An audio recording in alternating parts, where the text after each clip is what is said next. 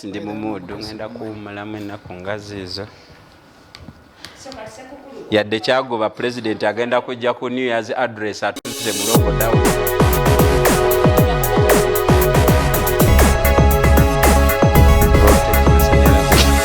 The Alternative Dig Talk.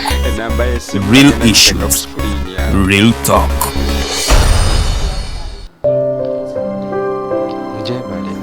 Hey Ugandans, I'm Lieutenant Colonel Dewa Kiki, the Deputy Defense Spokesperson and actually the Deputy Spokesperson for the Uganda People's Defense Forces.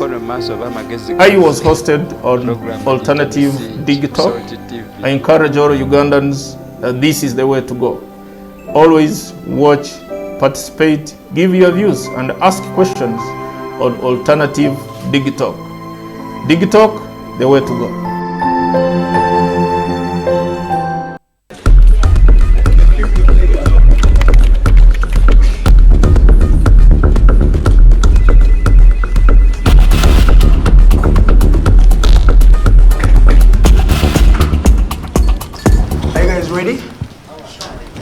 Let's serve Uganda.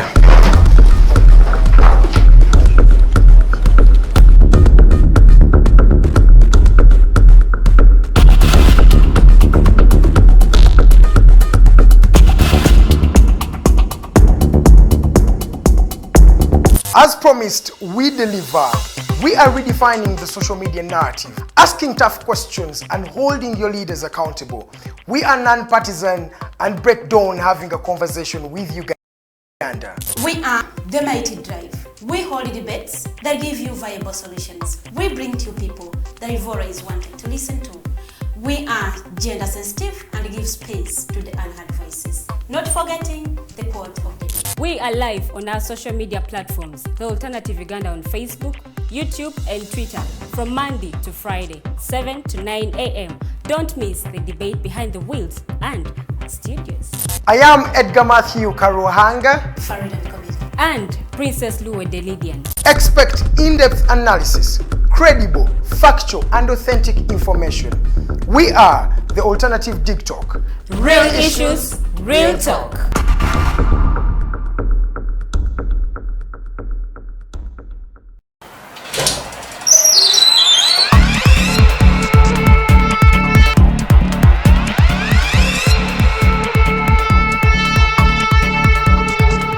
You have got to get up pretty early to go do something.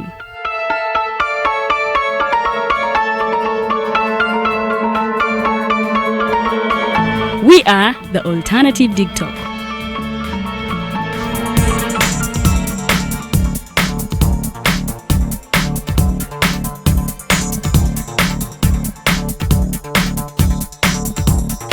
With our mobile studios, we are redefining TV presentation just as technology is setting the pace.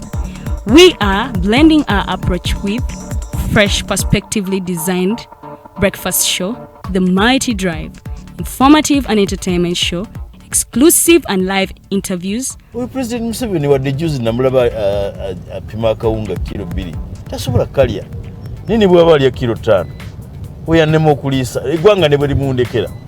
Njagala kwebaza the Alternative Dig Talk etuwadde kano ka Mighty Drive era n'abatuwuliriza bonna abali ku mikutu njagala basaba mugendo maaso n'okuwuliriza. All given to you just a click away on your phone, tablet, laptop and smart TVs as we are streaming live on our social media platforms, on the road and on the go. We are the Alternative Dig Talk.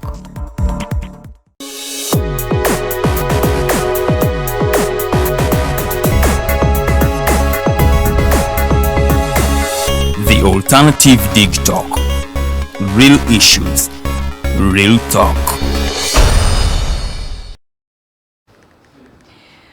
Mbabuza ko ena jemusinzidde okubanga mutulaba mwebale nnyo kubanga ate mutwekomedeko mukadde kano nze Omumbejja Luwedde Lilian era nga tuguse ne program The Voltage gaba masanyalaze genyini era nga n'olwaleero twagobedde abumale okulaba nga ate twongera okubaganya ebirowoozo ku nsonga nga bwe zibadde zitambula mu ggwanga erya Uganda. Akamwenyumwenyu kondabako ekibaddewo wano kati tunatandika shoba oliawo ate kyekindeetedde akamwenyumwenyu kano akandi ku matama ate n'ekirala nti olunaku olw'enkya ge mazaalibwa ga Yesu Kristo. So mbabuuzaako mwenna abakkiriza abeetegese dda okulaba ng'ate mujaguza olunaku luno era nga n'olwaleero ate tugenda kuba twogera ku nsonga nga bwe zibadde zitambula mu ggwanga Uganda era nga tugenda kuba nga tukuba tooki ate mu press conferences ez'ebibiina ebyenjawulo eziwaddewo wiiki eno. NUP yayina eyaayo ku Monday ate nga bayogera ku nsonga ez'enjawulo omwo nno mwe mwali mwe mwali n'ebyali ekayunga mu kalulu akaali kakagwa aka LC5 ate ne tujja ne tubeera ne press conference ya PFT eyaliwo ku lunaku olwokubiri era nga retired Kano Dr. Kiza Besigye munanga ate naye yayogera ku nsonga ez'enjawulo omuli ensonga z'ebyobulamu omuli ensonga ate oba oliawo ez'ebyenjigiriza kubanga tusuubira okuggulwawo nate okwa buli kimu mwaka ogujja mu mwezi ogwa January era nga kati buli ennaku mbale ate okuggulwawo ku munanga ate omukulembeze abeerenga ate akukola byonna bingi byetugenda kuba nga twogerako. Tugenda kuba nga tutunuulira ezimu ku nsonga ezayogerwako mu press conferences zino kuliko neya DP era nga Honorable Robert Mao naye ayina ensonga ate zeyogerako zetugenda kuba nga ate tukubaganyako ebirowoozo. So gwe ayina ekibuuzo oba kyoteesa genda butereevu ku Facebook page yaffe The Alternative Uganda ateekayo ekibuuzo kyo nja kuba nga ate nkisoma naye nga mu studios negattiddwako abaami abagenda okuba nga tebatulamusaako tutandikira awo programu yaffe mu bujjuvu. Kantandike n'omwami alinaaniwa sasokolabakose Kale Nyabo nange nsanyusa okukusanga n'abatulaba mwenna mwebala okufisa akadde omanyi kati obudde buno buli omu ali ku kanaayo kyani beetegateekera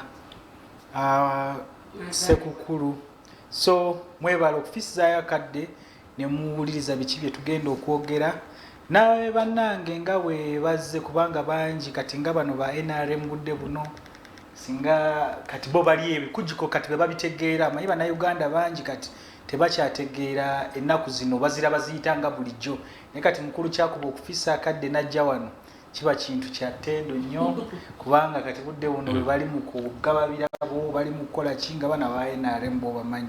So amanya nze Ismail Kasule coordinator w'ekibiina kya Alliance for National Transformation okuva mu bitundu by'e Bunyoro. Mwami Kasule Bunyoro agamba ki? Bunyoro mulungi nnyo. Abantu gye bali z'eggandaalo zibatwala zitya?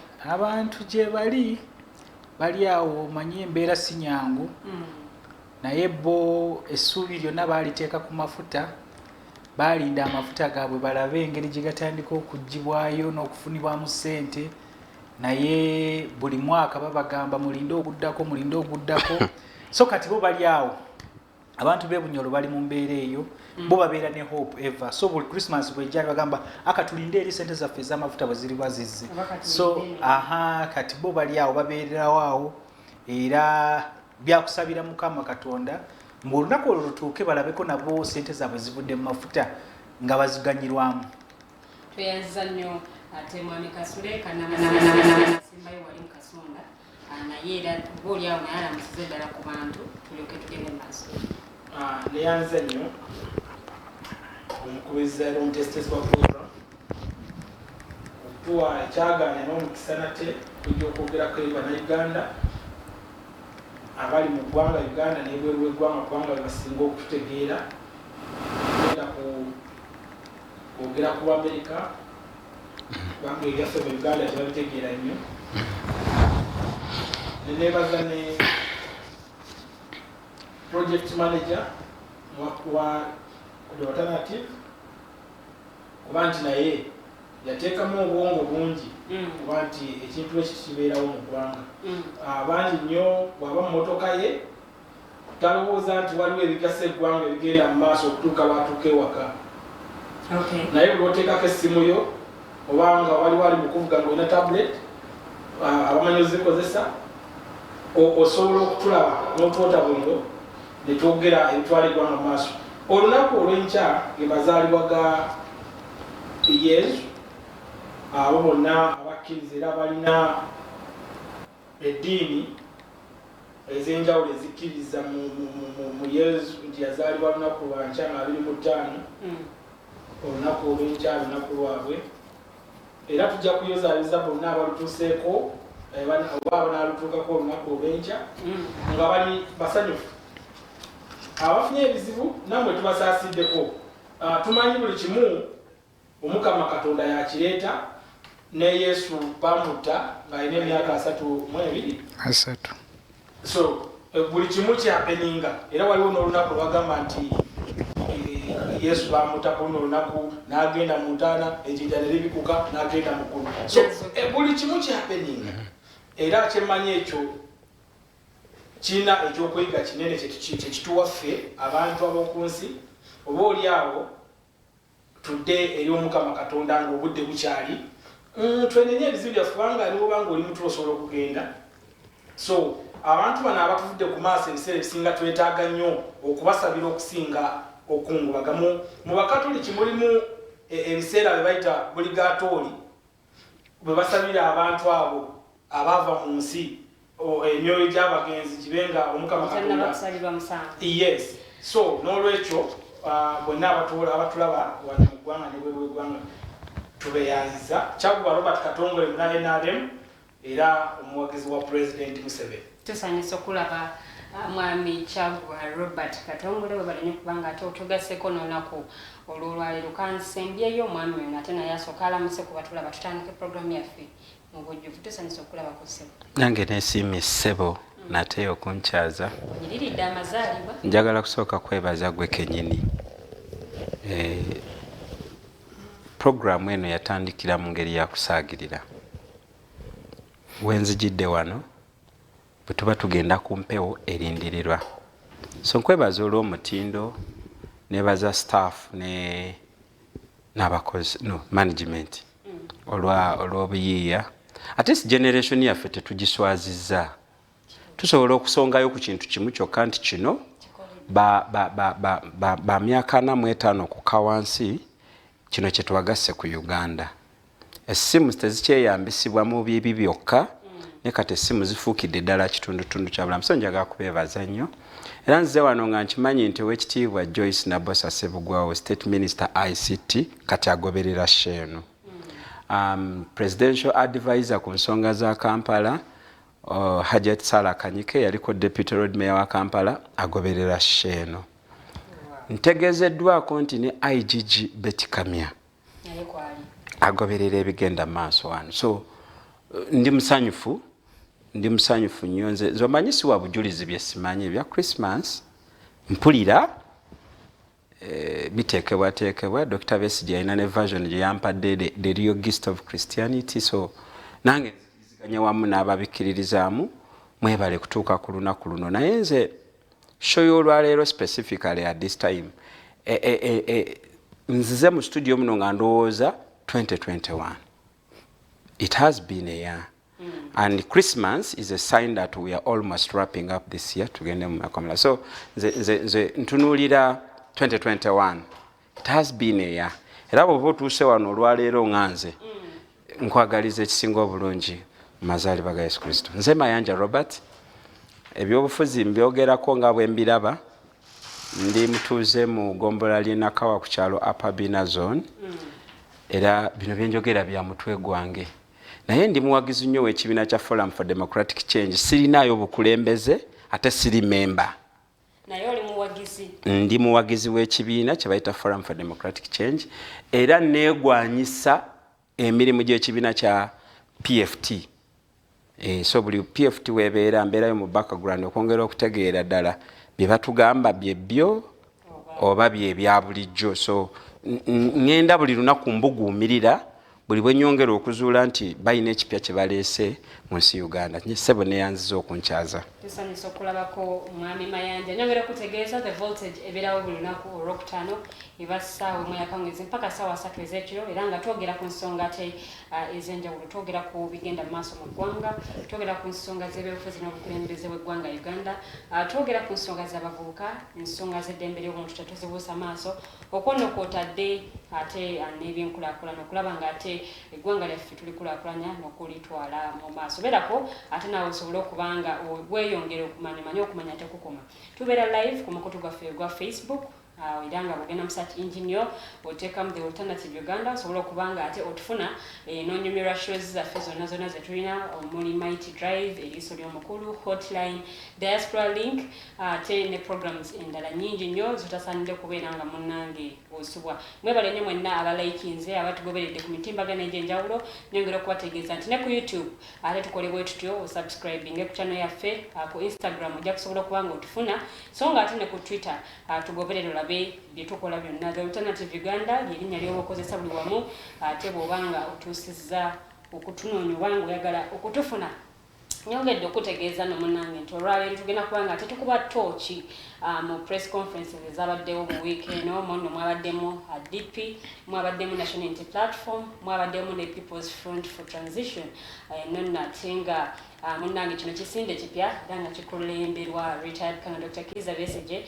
obulombo ate nga ayogedde ku nsonga ez'enjawulo mu press conference eno oba mu lukuŋŋaana lw'abannamawulire olwabadde ate Katonga munnange ate n'ensonga nnyingi nnyo ezayogeddwako omukulembeze w'ekibiina kya National Unity Platform omwami Robert Kyagulanyi Ssentamu era nga netugenda kuba nga ate tufuna buklipu obwo kusooka buzanye then tutandikira awo program yaffe mu bujjuvu naye nga nkutegeeza munnange genda butereevu otekeyo ekibuuzo kyo mu comment section ngenda kuba nga ate mukisoma naye nga katusooke tulabe Honorable Robert Kyagulanyi Ssentamu ye ate bwe yali mu lukuŋŋaana lw'abannamawulire ku kitebe kya NUP Kamwokya biki ate yeyogerako. Being arrested in my home. I want you brothers and sisters to know that we see you by your actions, not by your words. And I want you to know that a dictator like Museveni will use you with or without your knowledge.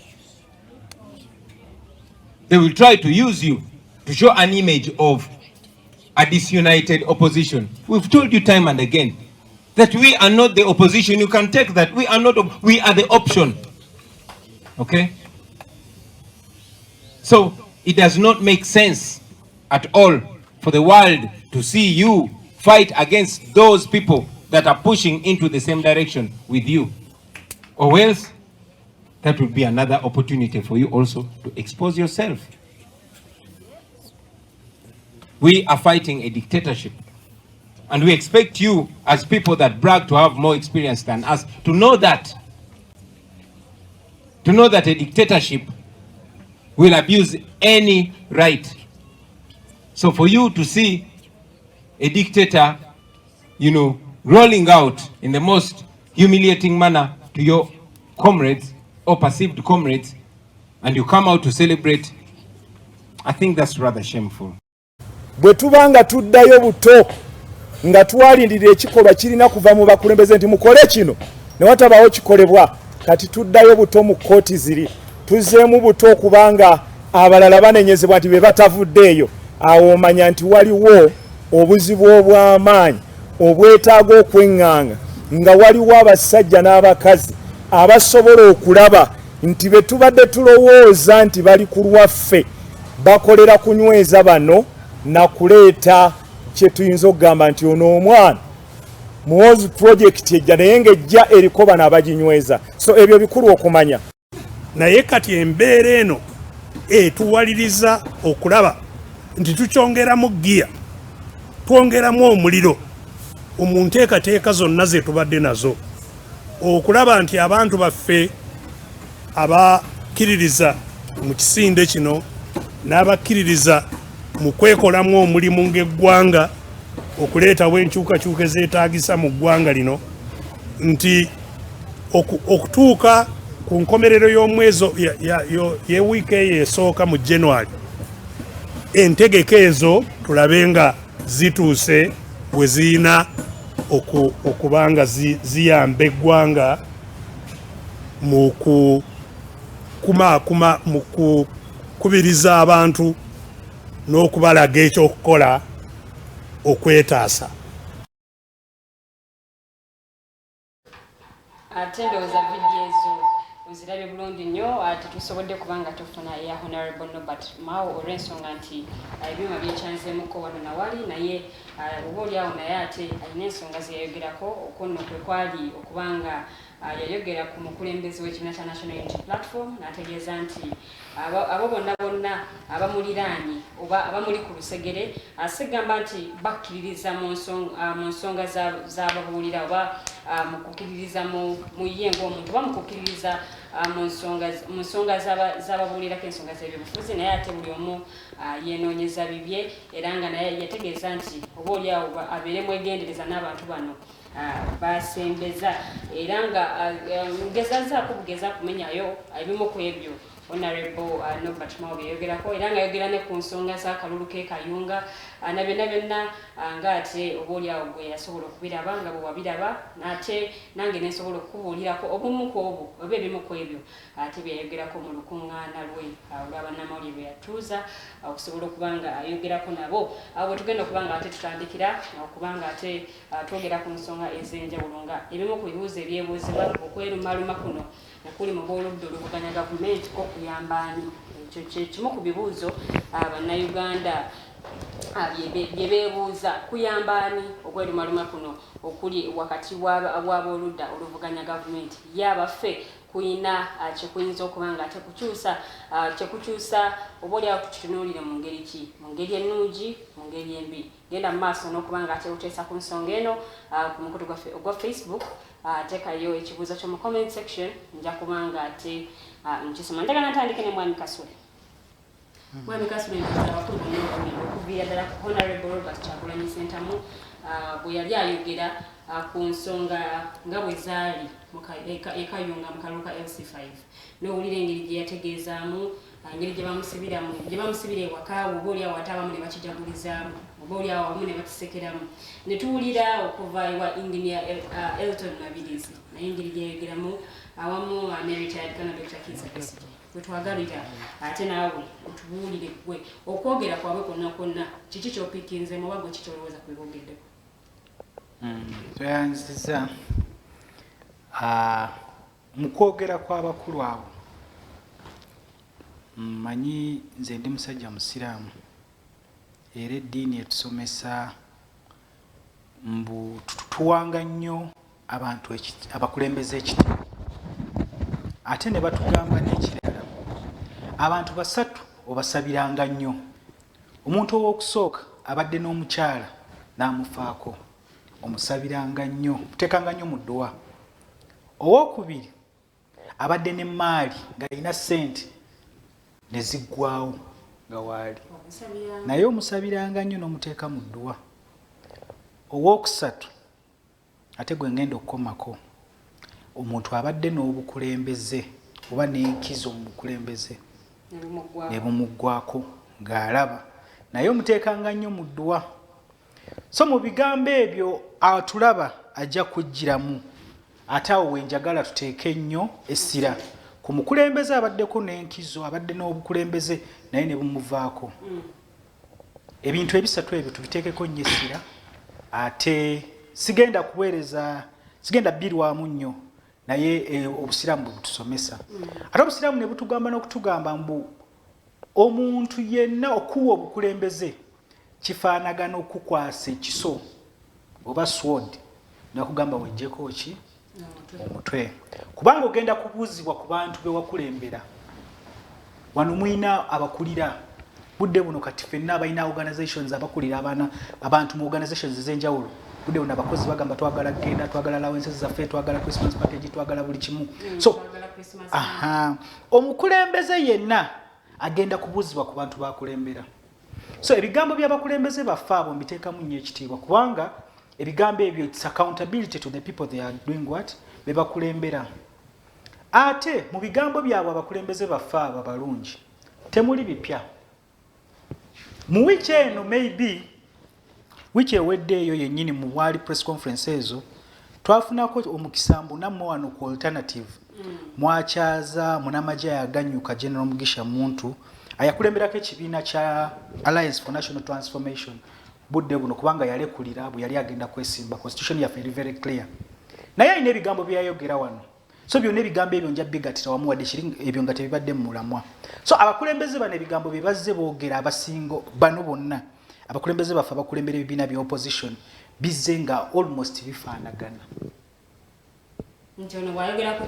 olina oba omanyi agenda kuzzaako kino oba bwe bava mu situation yonna ebaddeko lenkya dp leero dp bwevaayo ng'etandise dp block ojja kumanya mbu bigambo kye bigenda kufa sayidi eri n'ebigambo kye bigenda kufa sayidi eri fdc bwevaayo nga yeegamba kati ffe twagala tugenda kujjako nakyemalira tumujjako with action ojja kuwulira ebigambo ebirala ebijja eno bagamba bigambo byabwe mwalina tsunami mwalina biki ate byaddawa bali bwe bajja ne bagamba you cannot talk about democracy 4 times you're contesting and you come and you say democracy cannot work we believe it works nawo ne bajja so kwegamba I think byetubaddemu tewali kipya naye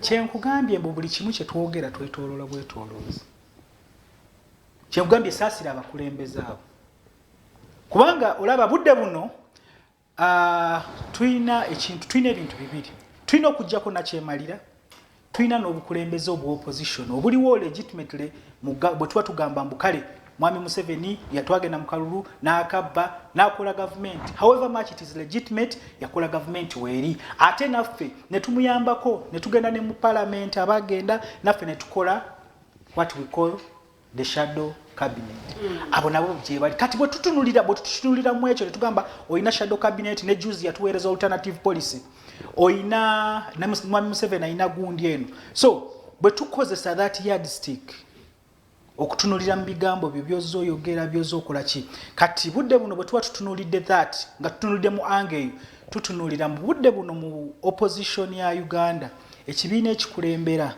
ye National Unity Platform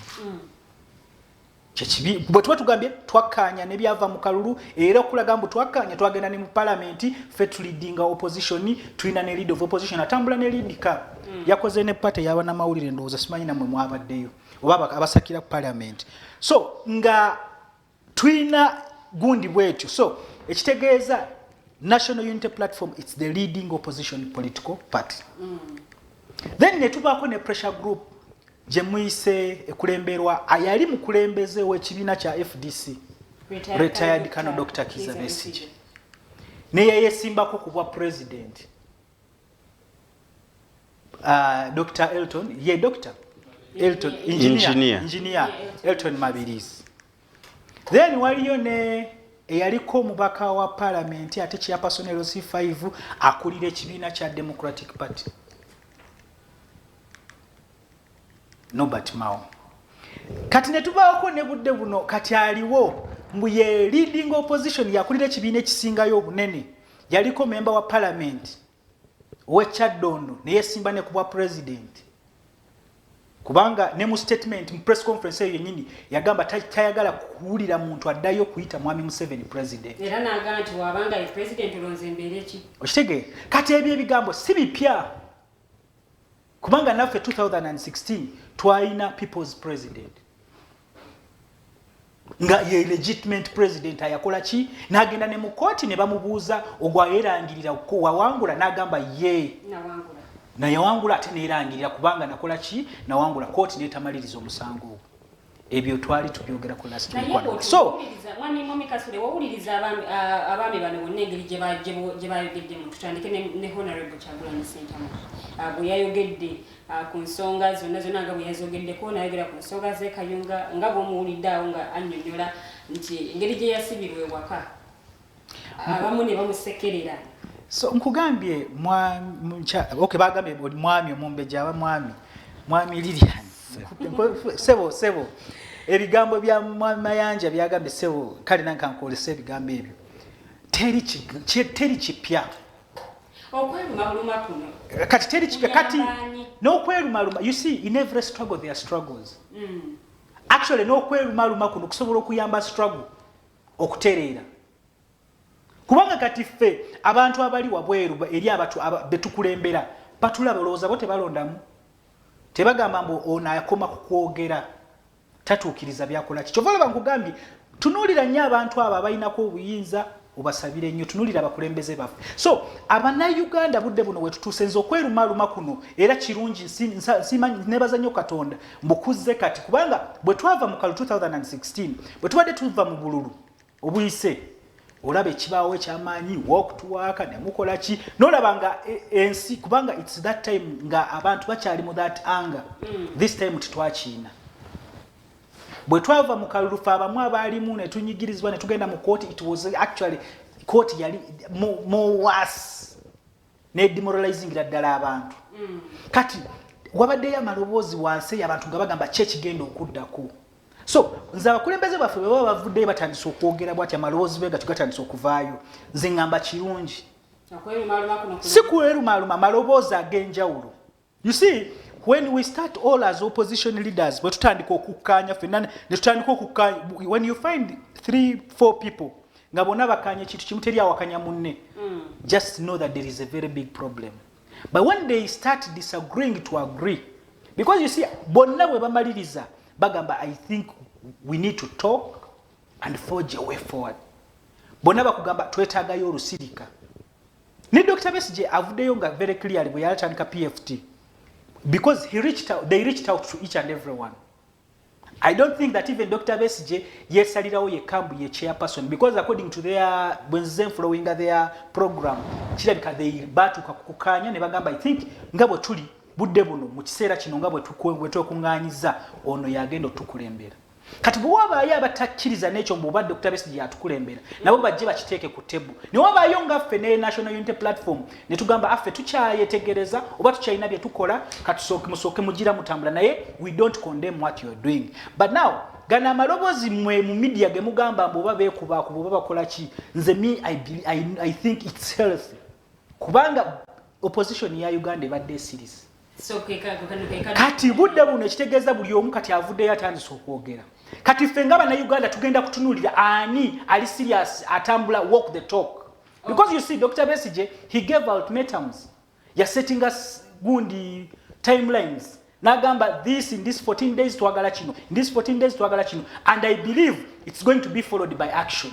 Okay, mwame kasule soko sime wakati mwame Kyaguba bwotunuulira opposition nga bw'ebisawa zino olowooza banaasobola okuggyako gavumenti ya NRM nga bo bwe bakyogera era ekirungi okyogedde nti nga bwe bakyogera manyi kiba kirungi nnyo buli omu alina endowooza ye ate okukyoka okwogera endowooza yo tekubeera musanga ebiseera ebisinga because of the freedom of speech abantu gye egavumenti yabawa buli omu ayogera kyayagala bannayuganda bakitegeere bulungi okugyako n'omwana Kyagulanyi yatamanyi byaliwo mukama waffe Dr. Kano Kiza Besigye ne mukwano gwe munywanyi we Gregory Muntu bwe baali nga babeera wamu nga bakkaanya ekyabaawula ki buli omu asikaza wuwe nedda lwaki gwe oyagala okubeerawo waliwo omu atakkiriza nti asobola okulekera munne n'agamba nedda nze nkyalina obuvunaanyizibwa obusobola okuweereza singa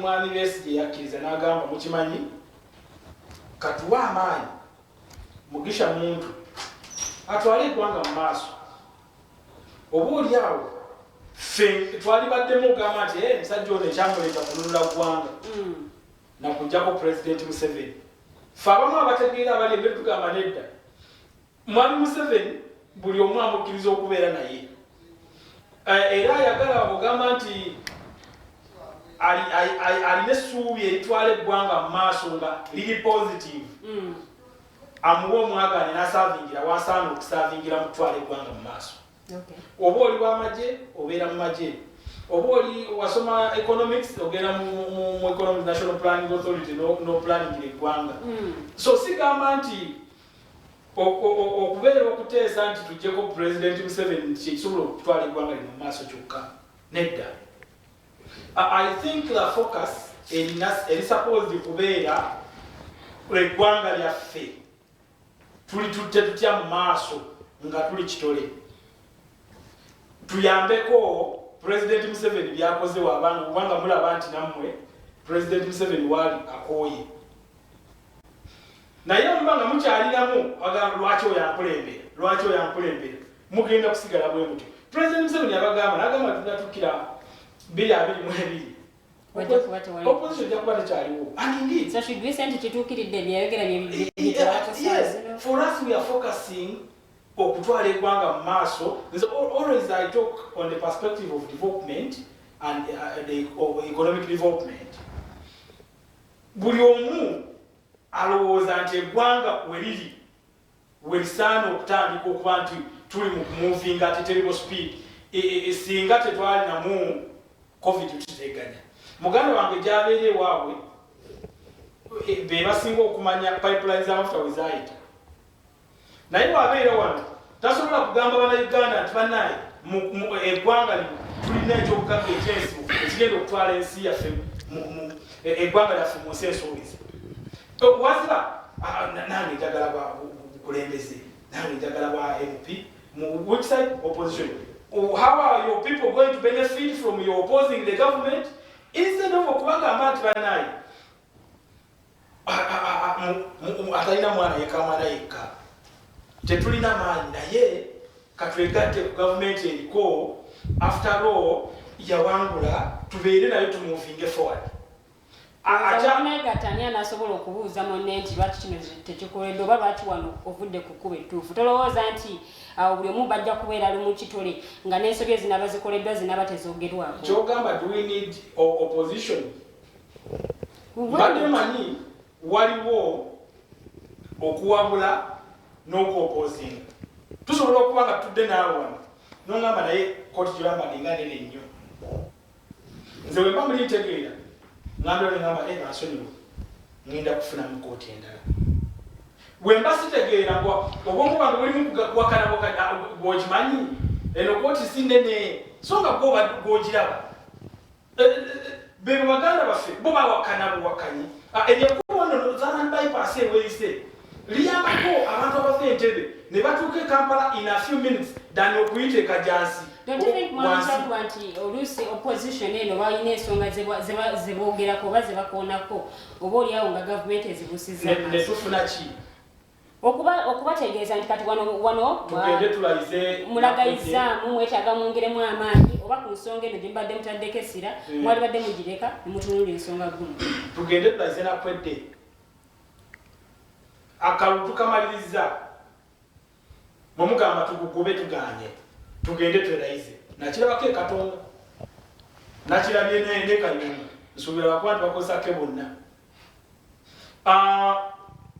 Omu n'agamba n'okugamba singa tebansimira mu nyumba katubalabise mubalabise ebyani fetu we are here we are seeing you buli kimu kyemukola we are following naye ogamba tubalabise kubanga gw'olowooza okolera abantu b'Amerika na Russia abasiaye and we know that balage byonna ebikolebwa abalagani singa agamba katulaga Abangereza kubanga bwe batukolonizinga singa bagamba naye of which right now otwefuga 1962 tetukyayagala ate kudda abantu bala president wano nga bagamba katuleete amagye ag'e Burundi tuleete amagye agali Somalia gabeere wano President Museveni olwokuba nti batuyambeko okukola constitution.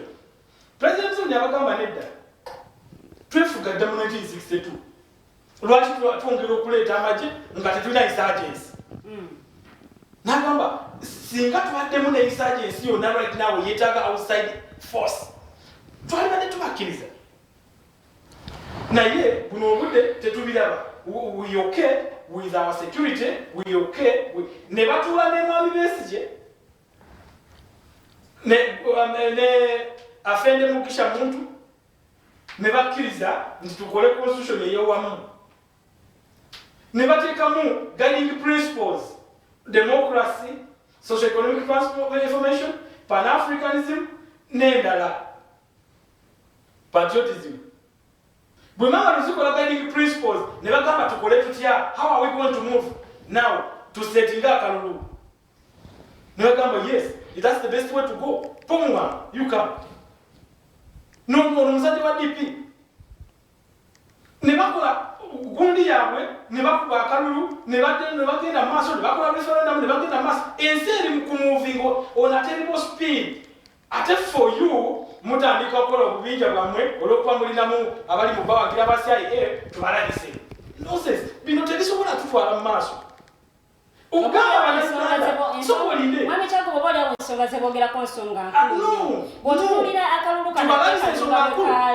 nengeri n'ebivyo gyonna gyonna egyalimu oba oliawo yemu ku nsonga lwaki can't we solve the problems gye mulaba wobeera ne mukyala we waka omukyala nga tafumba mmere ennungi naye ng'ogolekawo sente okomawo n'ogamba n'ogenda wakyamaani oreporting ani yamukuwasiza bwenjogera naye naana atya nga nedda ate awo oba owabye lwakuba munalife twawasa tumanye embeera omukyala bw'aba alina engeri gyakuyisaamu omuyita n'omugamba omanyi sweetheart we need to negotiate and talk about this together too ng'abaana tebawulira ne mukkiriziganya naye gwe tugende tubalabise anti kamera zajja buli omu alindiridde eggwanga likoleki anyway mwebale mwagenze omuwadde that room okuba nti mwogerezeganya how many times message bamugamba nti omanyi bring your manifesto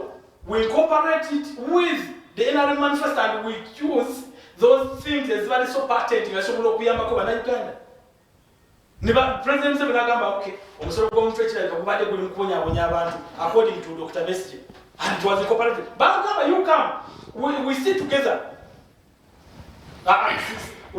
nali mu nsiko nange nayagalako share yange I wanted my biggest share to be given to me kubanga nange nalwana please walwana to secure the country and we agree nti wagenda mu nsiko you were the doctors of our parents. Thank you very much, we clap for you. But now we understand. Eggwanga tulina bwe tulituusiza enguudo ziri mukolebwa tetwagala tubalabise tetwagala enguudo ziri mukolebwa. How best can we get obuyambi singa tuba tetusobola kufandinga directly enguudo zino okolebwa? How best can we get obuyambi singa we cannot best build industries and factories here? How best can we build schools nga tuyambibwako ba donors? Naye mwe tubalabise because we want to scare away the tourists and scare away the donors. Nenga mwana tukiriza nti opposition esobola oku hostinga NRM government mu buyinza. How? Bwebaba nga beegasse. Bani okwegata. Do you think there is room for them okwegata? Kyagulanyi afuge Besigye? How? Abo bonna tobateeka mu kiveera kyekimu. Afende Mugisha muntu. Kyagulanyi amufuge. Tekisoboka. Mulimu types zabo. Bambuuza, what is the GDP of our country? Anti abasirikale ngenda kwongeza omusaala. Ffe nga tugamba okay. Katuddeeri twetuulire. Kubanga tulinga naye eggwanga talina kyamanyi how the country is moving.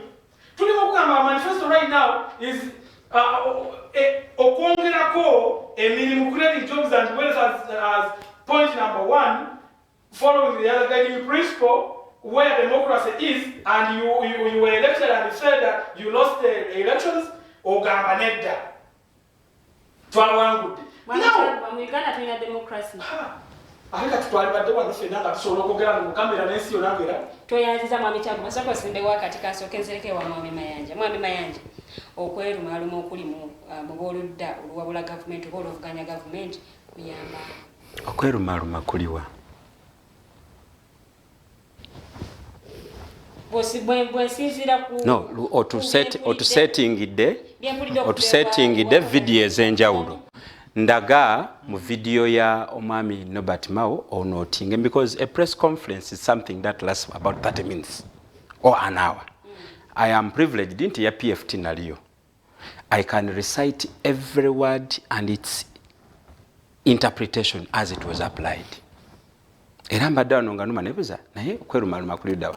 So nze njagala oyambeko n'abagoberera sheno. Nti mu press conference ya PFT bino bye byayogeddwa ebyokwerumaluma noono shojja kuba giguidance bulungi nti mwami Mugisha muntu bwe yatuula wano bino bye yayogedde birabika nabyo birumbo ono wajja kuba tuyambye nnyo nti Honorable Kyagulanyi bwe yayogedde then we can deliberate accordingly. I want to conclude in my preamble that ogwo mulamwa kulaka gwa media house eno mwemwe kamwe muina ebigenda lwaki there is no law there is no law that for a group of people who want to seek power by whatever methods they are going to use that they must unite. Museveni bwe yali asula government omanya abali mu nsiko. No. Mu art of war, we can agree to divide ourselves as a strategy.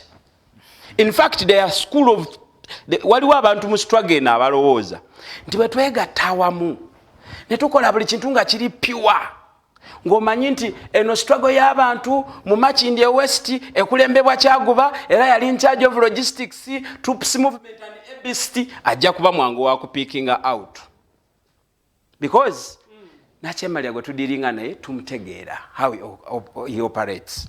Therefore nze mbadde ndowooza nti debate eno would be yandibadde productive singa tudirinze ku content ne tuteeyiyizawo byaffe because I don't feel like waliwo okweyawulayawulamu until ng'okupointing out. Now since tonnakumpointingira out ze kankuyambeko okukola highlights muzimu ku statements ezakoleddwa. For instance, the PFT statement presser was about ensonga zabaddenga 7 kati ezitusomooze nnyo ng'Abannayuganda. Saagala media house eno egwe mu katubagiro ka kooti ya Segirinya Muhammad versus Sulemani Kidandala. Linda leka nkitegeke bulungi. Sulemani Kidandala bamugoba mu kooti nga wabira omusango gw'obuyigirize ku Segirinya lwa nsonga emu yagenda mu kooti nga takubye ekikalu. So you are also twategese high table nego tunuulidde nigine zasigadde ku mulyango ng'oyingira ku high table. The place at PFT was about the 7 now most challenging issues mu Uganda. One, the crisis in the health care. Place twagijjamu okay kati mbulira gwe kyoyagala naye kyokweyawulayawulamu nze okusinza because zino place zonna nzigoberedde noonya kiki kyosinzira kuga nti tweyawuddemu twerumaluma era ombuuze nti bikolerani because nze sinalaba kwerumaluma. Kiki kyolaba gwe nga mwami Mayanja? No nze kyendaba kye kino. First of all, when you want to conclude nti waliwo okwerumaluma olina okuddayo n'oconceptualizing buli formation n'agenda gye beewa. Alliance for National Transformation bagamba bo bali preoccupation yaabwe is the quality and type of leadership that must lead us in the liberation and after. The agenda is very specific. Kakati bwe baba boogedde ki ekikubaani bwe bafaanaganya endowooza.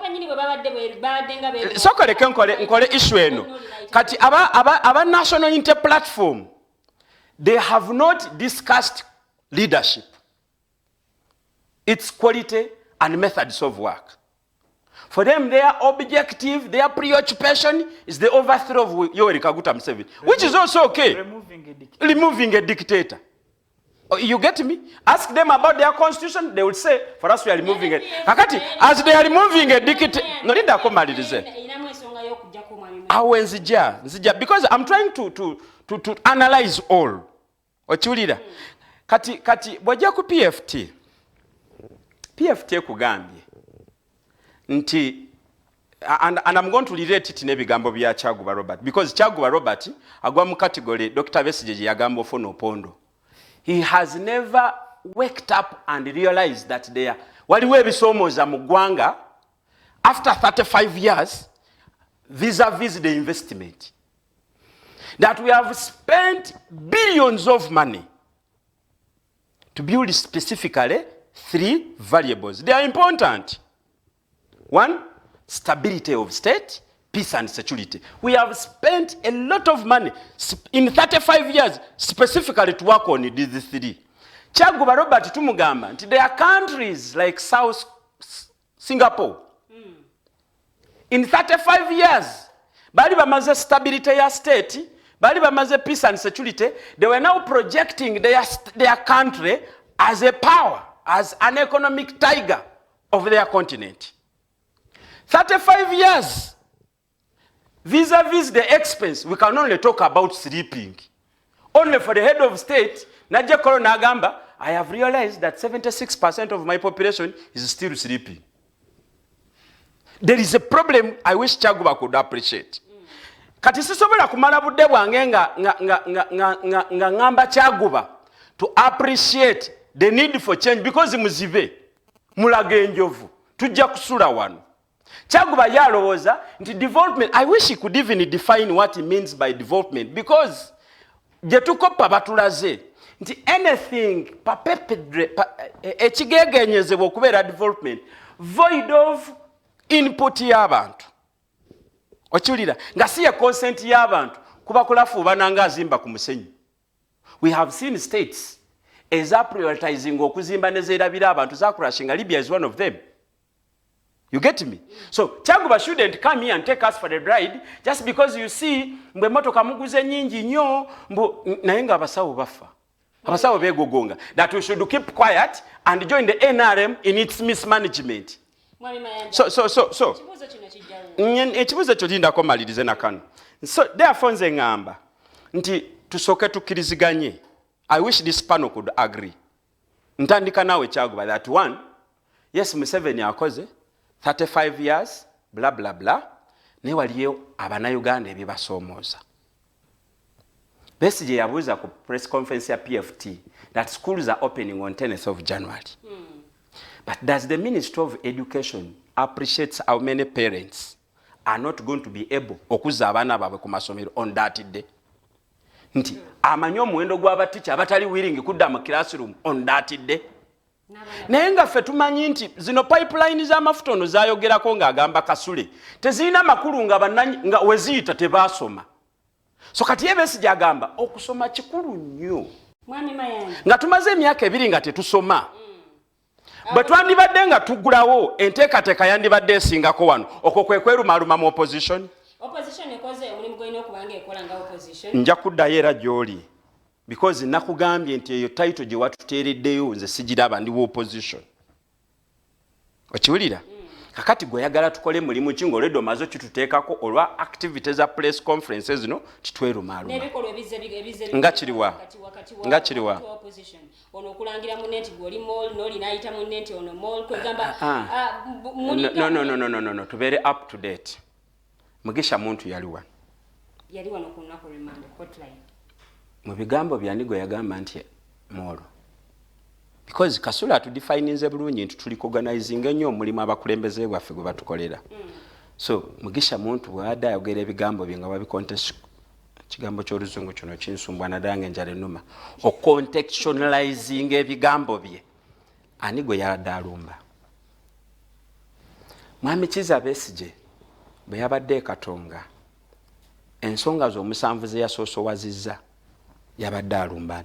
Nze bwe ntunuulidde amaloboozi gano by the way ne message ye naye nze bwe njiwuliriza amatu gano agange ezitali antena ziraga nti bonna bakolerera okugenda mu direction emu okola ki na bw'obeera mu liberation struggle ng'oli mukulembeze you don't pay attention to small details. Honorable Mao yewamuwulidde nabadde nesunze okuwulira content ya Honorable Mao wano kubanga njinoonyeza ku YouTube nembula ate nali sobola kubeera mu bifo bitaano at the same time. Naye I trust Norbert Mao. I trust Norbert Mao. Abo bonna batwala abamuli ku lusegere bannakibiina kya NUP sigamba nti bali interested mu political progress ye. Okwo kwe kwerumaluma. No, let us expand it better. Okwo kwe kwerumaluma. No, whether kipyo bakikadde doesn't matter. Okwo kwe kwerumaluma mu opposition. Yesu Kristo yalina abayigirizwa 12. Eyali asinga okumubeera ku loozi yamulyamu olukwe kipya ku silver 12. We are dealing with human beings, not machines. Let me tell you, fenna tuli mu struggle naye buli muntu alina ensonga emuluma ennyo emujje ewaka ewuwe. Ensonga zino bwe tuza amalgamatinga mukyala Lilian nammwe bannamawulire mutugyeko olugezigezi. Kankimalize saagala okireke nga kyange nga I'll be misunderstood by the viewers. Mutusettingidde agenda naye mwe muli passive mulinga bannakenya nti ebya Uganda mubinyumirwa. Diro twese ngwe mbulira nti abanoonya okukyusa gavumenti efaanana ne Museveni balina kikolera mu myaka 10 oba 7. Soko simbe wakati atusoke tuwumulemu katononyo the voltage program joli mukulaba tukoma musawa yaffe ey'okubiri tugenda kuba ate tutunuulira ensonga nga bwe zaayogeddwako retired Colonel Dr. Kiza Besigye yayogedde ku nsonga nnyingi nnyo muli ensonga z'ebyobulamu ebyenjigiriza n'ensonga endala ze tugenda okuba nga ate tutunuulira nga bwe twetegekera okuggulwawo kw'eggwanga lyonna mu bujjuvu omwaka ogujja awamu n'abaana okuddayo okusoma still mu mwaka ogujja. Genda maaso ng'ate oteesa ku mukutu gwa Facebook teekayo ekibuuzo kyo mu comment section ngenda kuba nga ate nkisoma. Bwe tukoma mu ssaawa yaffe ey'okubiri tugenda kuba nga tutwogera ku nsonga nnyingi nnyo sitasanidde kubeera nga osubwa. The Voltage program gy'oli mu kulaba nze Omumbejja Luwedde Lilian katumulemu katono nnyo omuva.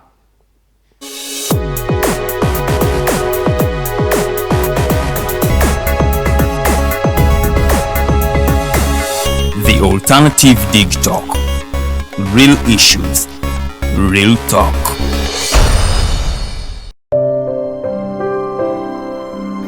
Hey Ugandans, I'm Lieutenant Colonel Dewa Kiki, the Deputy Defense Spokesperson and actually the Deputy Spokesperson for the Uganda People's Defense Forces. I was hosted on Alternative Dig Talk. I encourage all Ugandans that this is the way to go. Always watch, participate, give your views and ask questions on Alternative Dig Talk. Dig Talk, the way to go.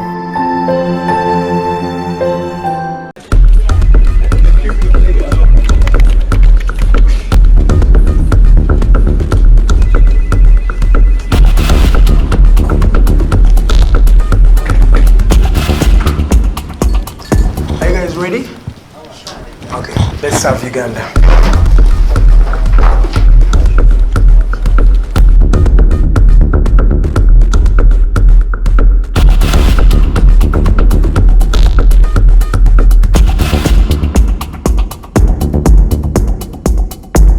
As promised, we deliver. We are redefining the social media narrative, asking tough questions and holding your leaders accountable. We are non-partisan and break down having a conversation with Uganda. We are the Mighty Drive. We hold debates that give you viable solutions. We bring to you people that you've always wanted to listen to.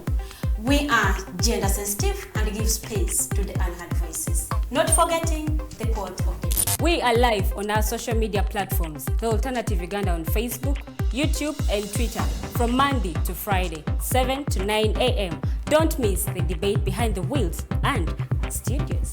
I am Edgar Matthew Karuhanga and Princess Luwedde Lilian. Expect in-depth analysis, credible, factual and authentic information.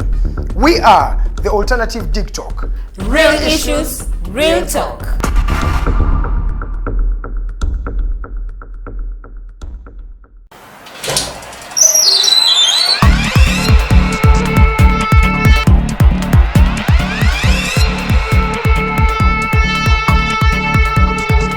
You have got to get up pretty early to go do something.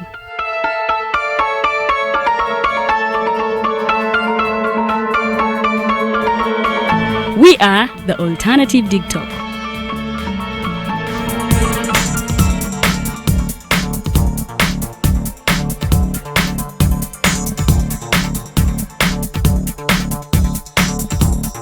With our mobile studios, we are redefining TV presentation just as technology is setting the pace.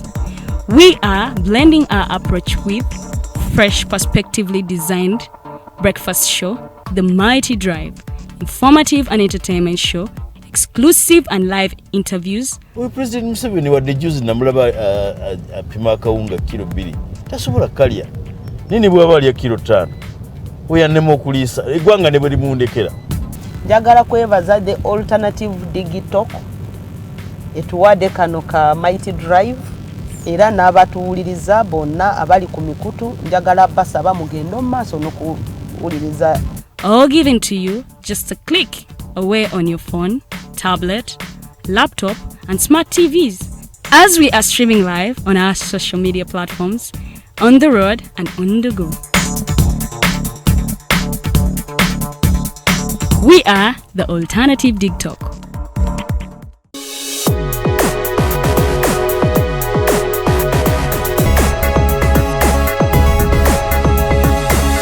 The Alternative TikTok. Real issues, real talk. Kulika yenye mukumula mwoko the voltage program joli mukulaba amanyanze Luwedde Lilian eranga munange babuuza ko ena gyensizidde okubanga mutulaba abatulabira mu ggwanga Uganda n'ebitundu by'eggwanga ebyenjawulo mwebale nnyo ate mwebalire ddala abasharinze njagala nnyo okubebaza nebaza omwami Brooke Williams webale nnyo okubanga ate akuli wamu ne mukyala Farida Lekobere ndaba discussion egenda maaso mu comment section eri serious nnyo ngenda kubanga ate nsoma comments zino nga tetunaba kuwunzika show yaffe ey'olunaku olwolwaliro tuli mu ssaawa yaffe ey'okubiri era nga osobola okubanga otukubirako ku namba zaffe ez'essimu MTN eri 0789 017145 0789 017145 enamba ya MTN ate ng'enamba ya Airtel eri 0759 1323 0759132310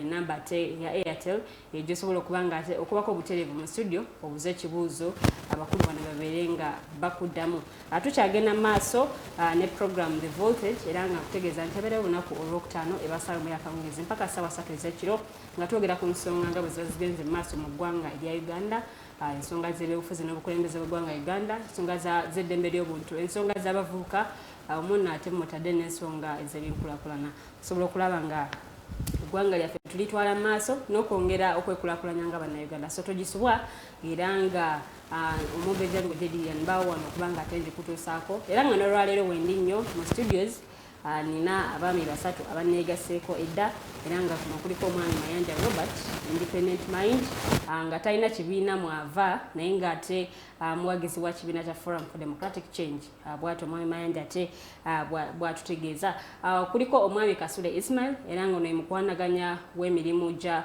Alliance for National Transformation mu bitundu by'e Bunyoro era nga naye waali nnyo mu studios okubanga ate tutaanya ensonga nga bwenzi bategeezezza wamu n'omwami Kyaguba Robert Katongole ono ava mu kibiina ekya NRM ate nga naye n'olwaliro waali nnyo okubanga atwongera okutaanya ku nsonga nga bwe zigenda maaso mu ggwanga erya Uganda awo nno wenjagalira ate okutegeeza nti we tuwumuliddemu tubadde tukyali ku nsonga nga bwe ndikutegeezezaako okwerumaluma okuliwo wakati aw'abooludda oluvuganya gavumenti ng'ekibuuzo ekyebuuzibwa kubanga ffe twebuuza kuyambani kuyamba eggwanga kulitwala mu maaso yabaffe bwe tudda ku struggle bo nga bo gye babeera boogerako tuli mu struggle banasobola ate kutuuka ku kiruubirirwa kyabwe nga bagenda mu maaso n'okubanga ate abeerumaluma wano nawali genda mu maaso n'okubanga oteesa nja kubanga ate nsoma komenti yo naye mwami Mayanja tugendede mukumulamu obadde olina ensonga gy'oggusa mu ddakiika ntono nnyo ezirewa mwami Kasule nabadde ngamba yes one nganidde ddala okukkiriziganya nti waliwo okwerumaluma because bwe mba nzimbira ku Kyaguba kyagambye nti okwawukana kwa Mugisha Muntu ne Besigye kwali kweyagaliza buli kampu yandifirudinze candidate ekayunga era ezo campaign zandibadde more chaotic n'okusinga bwe zaabadde ekayunga NRM yabadde ne bakandidate eyawangudde Muwonge yabadde ne candidate wa Nantaba n'omulala. I am talking about NRM candidates.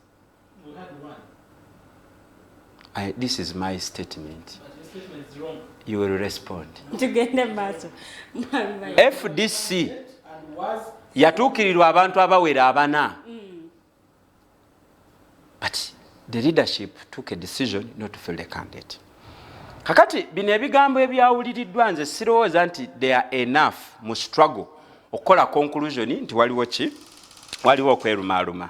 Naye bwabeerawo omuntu yenna alowooza nti twerumaluma, nze ndowooza tannaba ku appreciatinga, tannaba kukkiriza bulungi kiki kye kitegeeza okwanukula gavumenti efaanagana neya mwami Museveni. Nti ne Kyaguba mu studio muno kikyamusumbuwa agambye nti opposition yeriwo ku opposinga bw'opposinzi. Kyaguba, action determines reaction. Abantu beva ne bagamba gavumenti nti tukuwadde omusolo mungi nnyo weewaanye nti katukuŋŋanya trillions 14 and above. Sente zino tuzikuwa kutukolera service delivery. Naye abasawo baffe mwaka ku mwaka beekalakaasa olwa sente. Gwe ng'ogamba nti we are working for development through patriotic pan-Africanism n'ebyo ebigambo byammwe nga bwe mubiraapinga. When I oppose you for life mba mukyama. Abanansi bw'obagamba nti we have even used your children to secure the neighborhood, ne tukwata abaana baffe ne tubatwala e Rwanda ne bafa ne tutaliirirwa. Naye nga ffe we twagenda Tanzania twasasula. Ne tugenda Congo ne tukolayo bye tukozeeyo ne tusasula in the name of securing our country. The next day bomu 2 ne zitta abantu 13 ne tusitula migi ne tugenda mu bibire Congo nga ne target teziri specific ne nga tukwata ku nsimbi ya munna Uganda. Besigye omusirikale bwavaayo n'agamba that is their business, but Besigye omusirikale ne Mugisha muntu bavaayo ne bagamba nti we believe wabaddewo ekkuba eddala nga tetunnasitula ki. Gwe bw'ogamba nti abo balemesa enkulaakulana, nze ne ngufula omulimu gwange okuwakanya buli we naakusanga mba nkoze ensobi. Therefore bw'oba oyagala okutegeera how this kubanga na wano Kasula ina agamba nti political parties zino zifaanagana, nedda tezifaanagana. Okimanyi bulungi tezifaanagana. Waliyo abantu abalowooza nti Museveni is still a human being, bwe tumutwalira sense asobola okukyusa. Oyo alowooza ekyo aba takkiriza emboozi ya Museveni okuva gye yatandikira okutuusa lwe yakwata obuyinza. Style gye yazannyamu okukwata obuyinza. Museveni is a cunning leader. He plays by trickery. Omuntu omu yamuyita nti mulimba ow'ekitone, amazima agoogera by accident. Kati waliyo bannayuganda nti Museveni si mubi, abamuteetoolodde be babi, therefore bwe tumutuukirira tusobola oteesa naye. Kyaguba n'ayongera n'abikatiza naga nti Besigye bamutuukiridde okuteesa emirundi mingi. Tukozese 2016. Besigye yagamba nti sigenda kuteesa because nina obuzibu ne Museveni. Era bamutamanya ngamba baali bagambye nti olutalo lwa Museveni ne Besigye mukyala. Bamutamanya ngamba nga bo balowooza nti mukyala ye yajja Besigye mwagakkaani n'amuyingiza ensiko n'abonaabonerayo emyaka 5 n'adda mu gavumenti n'agyabulira. No, let me make my point. So 2016 Museveni atumye ba emissaries ewa Besigye nga mulimu ne Magi Kigozi. Besigye n'abeera specific n'agamba kino si kyange ng'omuntu, zino ze issues abampagira ze boogera. 1, tuteesezaawa, tuteesa kuki? Ani aliwo nga arbitrator? System kyeriwo eraga nti bye tuteesezaako bijja kuteekebwa mu nkola. Okiwulira? Mu nkiiko luno tugendana because it's not about Museveni na Besigye. Kyaguba ebyo tabimanyi. Agambye no, twafuna n'aba Sweden voluntarily nga bagambye nti Museveni bw'aba agenda teesa ne Besigye ffe wetulinga abo mu makkati. Yajja. Therefore, Mwami Kasule nga mmaliriza, formation zino zonna zanjawulo, their methods of engagement zanjawulo. I am only humbled that their objectives are similar. They want to see a new Uganda through a peaceful transfer of leadership, because the underlying statement is the current leadership after 35 years has miserably failed to deliver the aspirations of Uganda. Mwami Mayanja, soko simbe wakati nzirekeyo Mwami Kasule. Mwami Kasule, bw'otunu ekibuuzo kino nakyo kigenda wunduza kyetuba tutandikirako nga tunagenda ku nsonga ndala yonna. Opposition muli ready okutekinga ono obuyinza nga omwami Museveni avuddewo? Ekibiina kyenvaamu bakiyita Alliance for National Transformation. Bwe twali tufominga ekibiina kino waliwo amaloboozi mangi nga tugezaako okukubaganya ebirowoozo linnya kiri tugenda okuweereza ekibiina. And someone asked, actually it was General Muntu who asked, taking power for what? We have been yearning for power, we want to capture power, take power for what? And that's how it became to be power to transform. What next after taking power? To transform the country. Because you see, Mwami Museveni eggwanga walitadde. It needs leaders abali capable. That's why Mwami Mayanja akugambye mbu tuludde nga twogera ku bukulembeze ki bwe twagala. The quality and the type. Nga tumanya mbu ono omukulembeze kubanga omukulembeze ne bwaba wansi ku LC1 naye nga inamu ebyo birubirwa by'omukulembeze byabeera nabyo mbu asobola okutekinga forward that community. Ekyo Uganda kyeyagala. Because you see, Mwami Museveni has reduced everything to himself. Mbu ne issues eziri mu kalulu k'ekayunga yalina okutuula resolving. Balina okusooka okuwulira essimu okuva wa Mwami Museveni. So eggwanga liri stuck. So we need to get a focused group. That's where fena tujira wamu. That's why Mwami Mayanja akugambye, that's not about Dr. Besigye yekanga omuntu. That's not about, that's why singa kyali between Dr. Besigye oba Mugisha Muntu. These are human beings, they would have sat and solved these issues. Balina olusozi lwabwe embala leero bagendako bayitabe bate? They would have sat. Wamugezi Boniface byanyuma. Sirowooza nti ensonga za Museveni ne Besigye zandiremedde okugatululibwa side eyo. They would have sat and resolved their issues. But this is about this country, taking forward this country. You see, era njawukana ne Mwami Kyakubagamba mbu ours is just to oppose. We are not just opposing. For us, we want to remove Mwami Museveni mu bukulembeze. We are not just opposing him to give him alternative policies. Because we have also done that. Netulaba tebina kye bikola. Oshitege, Mwami Museveni bamuwadde different bintu bingi nnyo byazze nga bagezaako kulaga. Because since 2006, FDC baddeja with the best manifesto. Even in parliament, there is a compendium of alternative policies. Can Kyaguba tell us to what extent has the same been considered for adoption in the system? President Museveni ali accommodative nnyo as long as the agenda is development. Budde buno ffenna kye tulwana nakyo abali mu NRM n'abatali mu NRM kwe kubba akalulu. Eggwanga lyatuula mu citizens ne tuvayo ne Citizens Compact. That was in 2015. Ne batebolinga that citizen ne bagitwala mu parliament through iPod. It's only Museveni who didn't turn up. Oshege, through iPod. Ayagale nnyo okuteesa yatajja. The summit, I think it sat in Africana.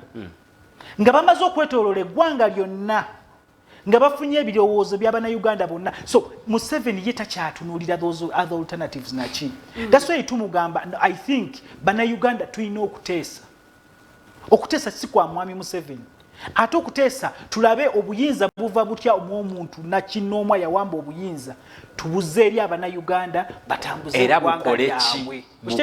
Litambule oshege batambuze eggwanga lyabwe ogulewo media house ng'esobola okukola independently. Nga tebasoose mbunno kati ngenda kuleeta ani bwe naleeta gundi masimu kige bagenda okuba. Omunamawulire nawe ogenda osaka amawulire sigamba mbu we nagenda eyo tebaatukubireyo. Bw'oba ogenda mu State House ebibuuzo byo biweerezaayo nga tonnatuuka. Oshege kati gwe mukyala Lilian bw'oba ove waka ng'ogenda wabweru ovaayo mwami ng'omugambye. Era naye bw'aba amayamba leero bagenda kavaringa Dr. Besigye tetumanyi oba binaaba bitya.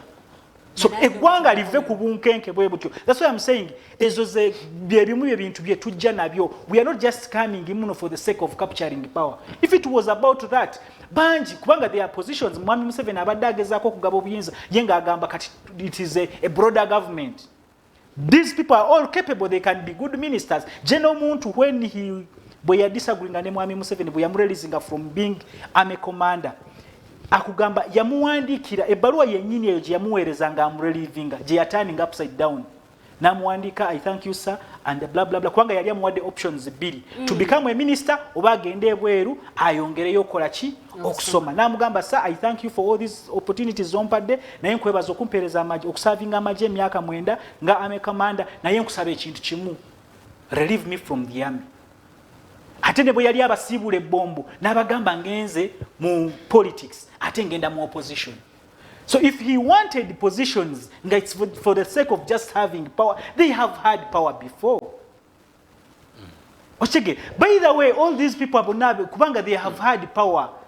Nobody Mao abadene power Mwacholinga, he's commanding, he's doing what a member of parliament. Robert Kyagulanyi has had it. He was here the best nga ye president wa ghetto nga buli kimunga, he has everything. Nga actually akola ne gundi eziri educative. Nga bamutwala ne banamaje ne ba police ne ba kibyonna binakola ki. So they have had it all. Naye ekintu kirimbu eggwanga lyetololedda ku muntu omu, eggwanga liri stuck. We need to move this country forward. And you cannot move it forward ng'ebintu bikyali bwe biti. And that's why yogamba kati fenga mu opposition maybe kyosobola okugamba ekiriwo fenna twina endowooza ey'enjawulo. That's why you see that some of the members abali mu ANT abava mu FDC tebavamu because they don't believe that FDC kyekola ki. It was because of the methods. Okitegeera nga bano bagamba no, why do we keep on discussing the method and yet we are these ones kyebakola kiri legitimate naffe kyetukola kiri legitimate. Let's all push. Kubanga there is no speech eri emotional like the speech General Muntu gave when he was handing over power mu FDC. Kubanga yagamba we have gone, but bwe tuba tutuuse nga mwe temunaba kutuuka oba bwe mulabanga we've tugudde mu kinnya mujjanga ne mukola ki. He quoted the Bible actually. So meaning fete twina lutalo luliwo naye olutalo olw'amaanyi lwe tulina. You see, fighting a dictatorship, it's like fighting a guerrilla warfare. Nenga sawa zino bwotunulira bigenda maaso abantu struggle bakyagirimu. Kiki ekigenda maaso struggle lwaki teriiwo? Mwe alternative tubodda ku page yammwe ojja kusangako press conference e Katonga. Singa tebikyalina makulu, singa temudduka okugenda e Katonga, singa tebikyalina makulu, singa temugende Kamoja. Ekige si kubanga kati budde buno mulaba opposition ya Uganda nze nkugambye nze ndi musanyufu nnyo mu kubanga twali tusirise we twaviira mu kalulu. Naye kati budde buno ndaba waliwo omulamwa kubanga budde buno twandibadde tudiscussinga biki ebibaddewo mu mwaka naye kati budde buno tudiscussing opposition kubanga they have started feeling the heat. And let me tell you this, Mwami Museveni ebintu byasinga okulwanisa, he fights unity. He fights unity. Nze ndi musajja musiraamu, I will not fear to say this. Fe abasiraamu atumanyi mbu tuli bamalirivu. How he has succeeded okulaba nga atwalidde awo is to divide us. Yes, totally.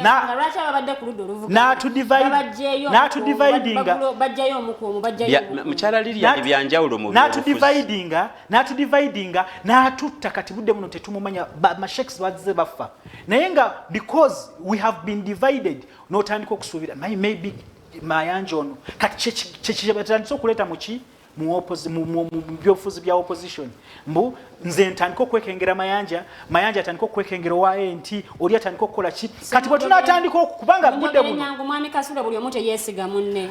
You see, it is being created by the dictator and exaggerated by media houses. That's how he has survived. Tolowooza nti abamu bali ku opposition kuno bali mu opposition eno nga balina ebigendererwa byabwe nti abamu babala kufunamu. You see, let me tell you, mu politics nakugamba wano ne nkugamba when President Obama was asked is it true the nuclear weapons je ziri mu Iraq, yagamba mu politics personal interest first. But now you got hello, the voltage program Jory Mukulaba amanya gone josinzide. Hello.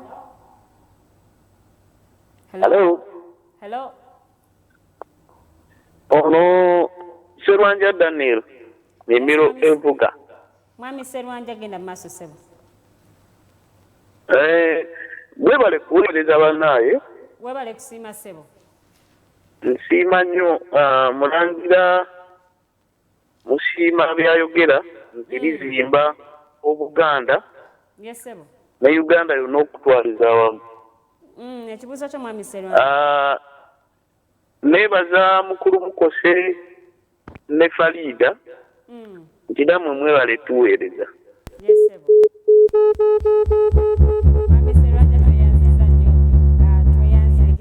Akubye okusiima busiimi weebale nnyo okubanga ate osobodde okubanga munnanga ate tukubirako butereevu. Mwami Kasule genda maaso. Kyembadde nkugamba nga Mayanja bw'akyogedde mbu mu byobufuzi buli omu ava waka n'ekigendererwa kye. Personal interest ng'alina kyayagala. Waliwo agamba nze njagala kulaba eggwanga lino nga litambudde ng'amawanga agakulaakulana bwe gatambula ng'amawanga ageetongodde. Waliwo agamba nze njagala kifo. Because you see, let me tell you, to be in the opposition to fight the dictator, it's not fun. It's not fun. You don't know what people are going through. Omwana atambula buli lunaku ng'agenda enajja nankumbi nga kulaba nga alina kyakola ekigatta ku struggle. Ng'atambuza bigere, tamanyi na kyagenda kulya ku enkya. And you see, Mwami Museveni, that's how he has survived. Okulaba nga anyiga opposition abatuusa up to the wall. Abatayina, because you see, abatayina strong gun emitima emigumu, they fall off. N'agenda either n'abagula, because you see, that's how he has survived. Kati ye creating divisions, losing hope. Because you see, when you lose hope, I think let me go and look for money. Because he's there, he's offering it. But because even the last resort, so nze kyengamba ffe budde buno nga abagezaako okulaba nga tutereza eggwanga lino kye tuliko kye kituufu. Buli omu nga PFT bwe tugamba, buli omu akozese kyalina, because you see eno struggle y'Abannayuganda. Ffe Abannayuganda nga Mwami Dr. Besigye yatera okyogera ng'agamba if we can deny the cooperation we ne government ne tudinayinga kubanga ffe tutambuze eggwanga lino. Omusolo gwe bakozesa gwe bali mu kwembazolinga every day and night, it is our money. Emirimu, just look at doctors. We have had doctors here. They have put the government to the wall until they had to sit down and talk. Never nance kati job avuddeyo because but they have learnt a doboz Mwami Museveni lyawulira, because we even discussed it on this show. Ne tugamba abasawo bwe banaaba balowooza mbu byogenda wa Mwami Museveni okutuula ne banywa ku kacaayi. Era I think bo bakola bulungi Mwami Mayanja kyagambye. You see, bw'oba olwanyisa dictator, there are sometimes when you have to use camouflage. Bwe bagende uwe ffenna twatya ne tugamba ngeri gye boogedde bwe bati naye baavaayo nga bali famu. We are not going to put down the tools. I mean, the tools are down, kubijjako until we discuss and get what we want. And I think they are succeeding somehow. Okay. So, kyengeza kukulaga mbu ffenna ng'Abannayuganda tulina okutegeera ki kye tulwanirira. Ate tulina okutegeera tugenda kifuna tutya okuva ku ono dictator aliwo. So, togenda kufuna bufunyi bintu kuva ku silver platter kubanga ye Mwami Kyaguba bulijjo akikozesa wano ng'akugamba this is a national resistance movement. They will always find their way. So it takes very strong organization, it takes very strong courage okulaba nga tulwanyisiza ki. Tulina okukozesa obukodyo bungi okulaba nga tujjako nakyemalira tuterezeza eggwanga lino, because you see Mwami Museveni bw'aba atunyiga ebitunyiga ffenna bitunyiga kye kimu. Mwami Kasule ngenda kusaba osooka osimbewo kawa kati nzireko ewa Mwami Kyaguba. Mwami Kyaguba, bwe mpuliriza Mwami Kasule ng'ayogedde ku institutions ezimu okuba nti teziri independent. Wano tuvaawo tutya okusobola okulaba nga ate ebintu nga bino bikoma okubeerawo, because ekimu ku bizza eggwanga emabega kwe kuba nti institutions zino zitambulira ku muntu omu nga teziri independent zo nga zikukola decisions ezenkomeredde. Webale nnyo Omumbejja. Ekisookera ddala point gy'ombuuza ogijje mu bigambo bya Mwami Kasule. Kyemanyi obadde ne point endala gy'obadde ogye mu tusooke tutambulira Mayanja. So ojja kunzikiriza nga bwe bali ababiri nga beegasse ebiseera ebisinga babuuza n'ebibuuzo nga bali bombi. Nsooke mbaanukule ensonga zaabwe then obuuza ekibuuzo ky'osuubira. Obudde obwange bujja kubeeramu abantu babiri. Muganda wange Mwami Kasule. Abo nabo banaakyemalira. Neŋŋamba nnyenka. Omuntu bwe yawandiika ebbaluwa nga giwandikira amekanso era bw'okyogera nti akiwandiikira President Museveni. I disagree with you. In the army, we deal with the hierarchy and we respect orders and the hierarchy. And he respected the orders. Wait. And therefore, what I'm saying, he wrote to Army Council, not to President. Mu bigambo bye yawandiikira Mwami Museveni Army Commander. Anti yali Army Commander could only write to the Commander in Chief, not the Council. No, sebo UPDF tekolera mu nzikiza nga irizi tubimanyi. Ebyamwe mujja kubidde esingirako nga on that side of the perspective of the civilians. So therefore, agree with me, you cannot jump you people kubanga oyagala okunoonya omukulembeze tubagaane tugaane ebintu byabwe as my SJC kyovola bamafuta ge ga 15 right now abalala batunda 10 agasimawa agage ga 10 so yasuubira nti ffe tugende tugula amafuta gafune sente nyingi atandika okuddamu okukolaki so tetugenda agaana kugula bintu by'abannayuganda tugenda agaana kukolagana nabannaffe olwokuba gweopozinga nga gofuna esente nyingi n'omusolo omungi ku mafuta go g'otunda 5 palita. Mulina okukimanya nti bw'oba otunuulidde Mwami Besigye naawe buli omu mu kibiina kyalimu mugambye buli kimu kitunuulidde President Museveni kuba ogamba nti oyagala kola kino you ask President era n'agamba n'okugamba nti kati right now they are waiting for the mediation ebyabadde Kayunga. After okulayira kwa Andrew Muwonge buli kimu kiri fine tetwetaaga any mediation only we can incorporate if anyway you have your manifesto as nakwedde but if you don't have nga wajja kwagala kulwanyisa nkulaakulana eri mu Kayunga we pity you. We may not agree to call you on board to negotiate or to mediate nga President Kyowado Soya.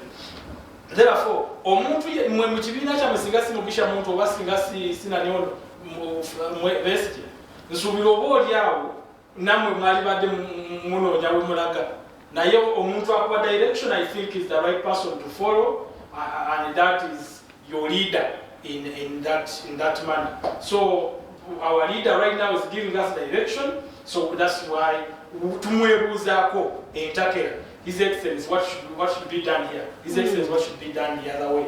So baganda bange ebintu ebimu mbijjengamu okubalaata nti ffe twalina candidate omu e Kayunga that was Andrew Muwonge, others baali ku byabwe and as NRM we had one candidate Muwonge and good enough we supported him ku media wawona and he managed to come up as a winner of Kayunga. So tusibaako kama tugembuzi no please, we had one candidate and that is Andrew Muwonge. Abalala aba DP abani ebyo byabwe tujja kutambulira ffe. Omusolo ogusolozebwa mu ggwanga teguyamba His Excellency President yekka wabula omusolo kubanga mpulidde abasawo bali kwekalakasa lwaki mpongeza musaala omusolo ogusolozebwa mu ggwanga si gwa kuwa musaala only unless nga temutambulako okulaba enguudo eziri mukolebwa ezimu tuyambibwako ezekongo zo ziteredde n'essomero ly'e Tanzania. That is what we call Pan-Africanism and socio-economic integration and political integration, as we said in our preamble when we are capturing this country. Therefore, toyogera nnyo enguudo eziri mukolebwa Congo. Genda wanawali sawa ya Queen ababeera mu Kampala. You prove me wrong, all right. Singa ombulira what is happening right now as I speak, right now. So, however, mulimuko some board money, but at least we happen to fund a certain percentage of our local development. And now, the art of war is separation and divisions. But please, that is the art of drawing. It's not the art of war. The art of war will never be separation. The art of war is togetherness. Talk to each other. Don't you have platoons, brigades, battalions, etc.? Then that division. The division is defined, made as the way you wanted to define it, but we look at a perspective of if you divide yourself, you're falling already. Divided, we fall, togetherness, we stand. Therefore, Muganda wange tolimba gwanga bana Uganda ebintu byonna ebibeera mu lutalo togamba nti bali beeyawudde mbu omukweyaula tugenda kubeera n'amaanyi muli mu kwagala kukyagulanya egate nani afende Mugisha muntu na afende Kalolesi ate mwe muli mu kugamba the art of war separation and division. Please, that is wrong. It's our perception. Nsubira ebintu byabwe bade balimba eggwanga biwe. Now obuze ekibuuzo ky'owadde oyagala okumbuuza. Nayogedde ku independence ya institutions. Yes. Wotunda institutions zitulina mu ggwanga ezisinga teziri independent. Electoral Commission is independent. Kuliwa Chief Justice Byabakama. Police is independent. Kuliwa Afende Ochola. Judicial is independent. Parliament is independent. Actually, na bintu bimu bibatewanya. Bwemwagala okumanyanga ebintu ebimu nti kino kikola genda nga toyambadde bisanyisa kooti nga Muganda lwakyogedde nti gundi bamufuna nemugamba please you know tutunuulira ebintu ebimu ebize bikolebwa biraga nti institutions zino teziri independent. Nga bwetunuulira poliisi engeri gyabadde etobolamu eddembe ly'obuntu nga balina above every time above is a fan above in that perspective is a fan because ye tali mutagenda mu kukwata bantu wabula above ye gamba the order is this tomorrow tewali kuyisa bivu tomorrow is tewali kocha mpira mu makubo. That is the above. Now parliament negamba twagala kumanya how much was allocated this amateeka gafa gagenda ofuga abavubuka gegano. That's the above as parliament kubanga nayo balina akayumba kaabwe speaker ne deputy we n'abalala commissioner. Ogamba nti above buli kimu kirina above wakyo in that angle. However, a constitution ewa obuyinza bwonna executive. The executive of this country, where President Museveni presides over, is the head. In what Kyaganya, okuba nti buli kimu akimanya nga bwe kisaana okubeera. If we are taking abasirikale ebweru, he must know the cause. If the country mulimu ekyapeninga nga kiri strange nga tekitwala ggwanga mu maaso, he must be notified. Tuwuliddeko omukulembeze eggwanga nga babuliisi wabayigira ku nsonga ezimu, for example bayigira ku magye agamba my army is the commander in chief. That is the word. Is the commander. When did we acquire the name of UPDF? If you can tell me that, when okufukamu amagye g'eggwanga, it's all by the act of parliament. Kati ani apasinga abasirikale nga bagenze mu training is the commander in chief. So abagambye nti amagye is the president, is the by the way ekigambo kyosobola okukozesa is the fountain of honor. Buli kimu kiri ku ye. Mwami Kyaguba kyogezako okutegeeza nti n'amagye g'eggwanga okugenda ekongo okulwanyisa ADF okuba nti parliament teyategeezebwa ensonga nti terina nnyonnyo kyamaanyi kyekebe oba terina nnyonnyo makulu tuyagala okugezaako okwogera oba tuyagala okugezaako okutegeeza. My MPs in parliament. because okupikinga mu byoyogedde kyolinga kyogezaako kyentegeeza kiki baye we niwe twalibadde tugenze mu parliament obagulira banabo balina etteeka webalambikira nti mulina okubeera mu parliament otubuli nabagambako one day ne bagamba nti amajje okugenda ebweru balina ebintu bya mirundi ng'esatu ne bagamba nti when there is bilateral or multilateral agreement you can take the forces to army without the act of parliament, without telling the parliamentarians, please, do you know what?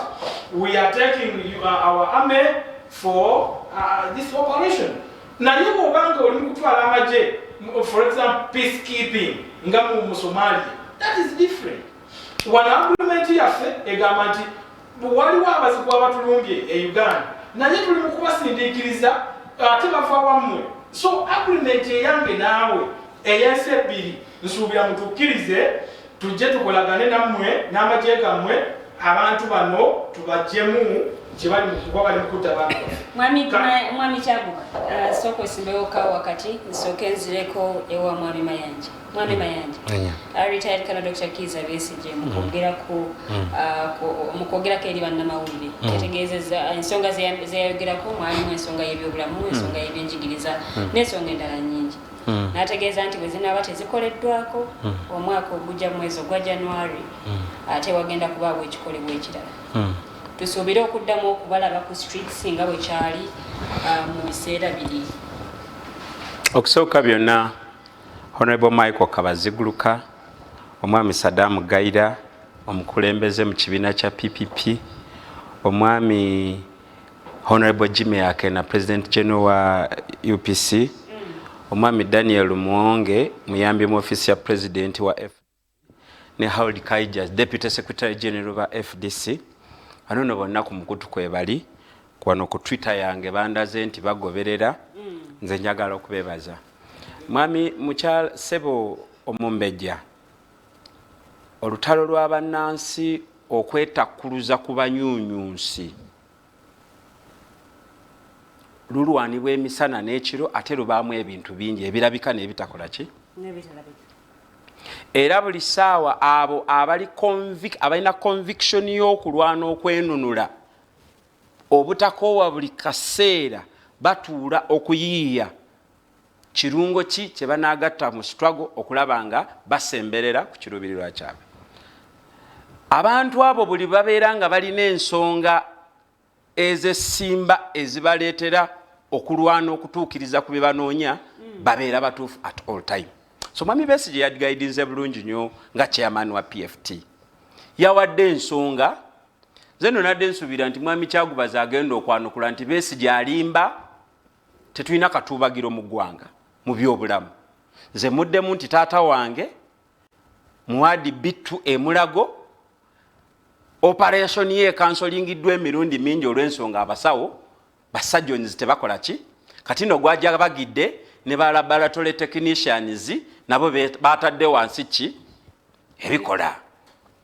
Badde nsuubira Mwami Kyaguba okuŋŋamba nti Minister wa Education ya guidinga bulungi nnyo eggwanga oluvannyuma lw'emyaka 2 nga waliwo akatuubagiro kw'ebyenjigiriza nti Minister ya guidinga bulungi okusinziira ku bo nti kati amasomero ng'ennaku z'omwezi 10 gagenda kugulawo era ebintu bitambule kinnawadda. Ebyo naye abyesuluba bye tabikutteeko. Mbadde musuubira okutugamba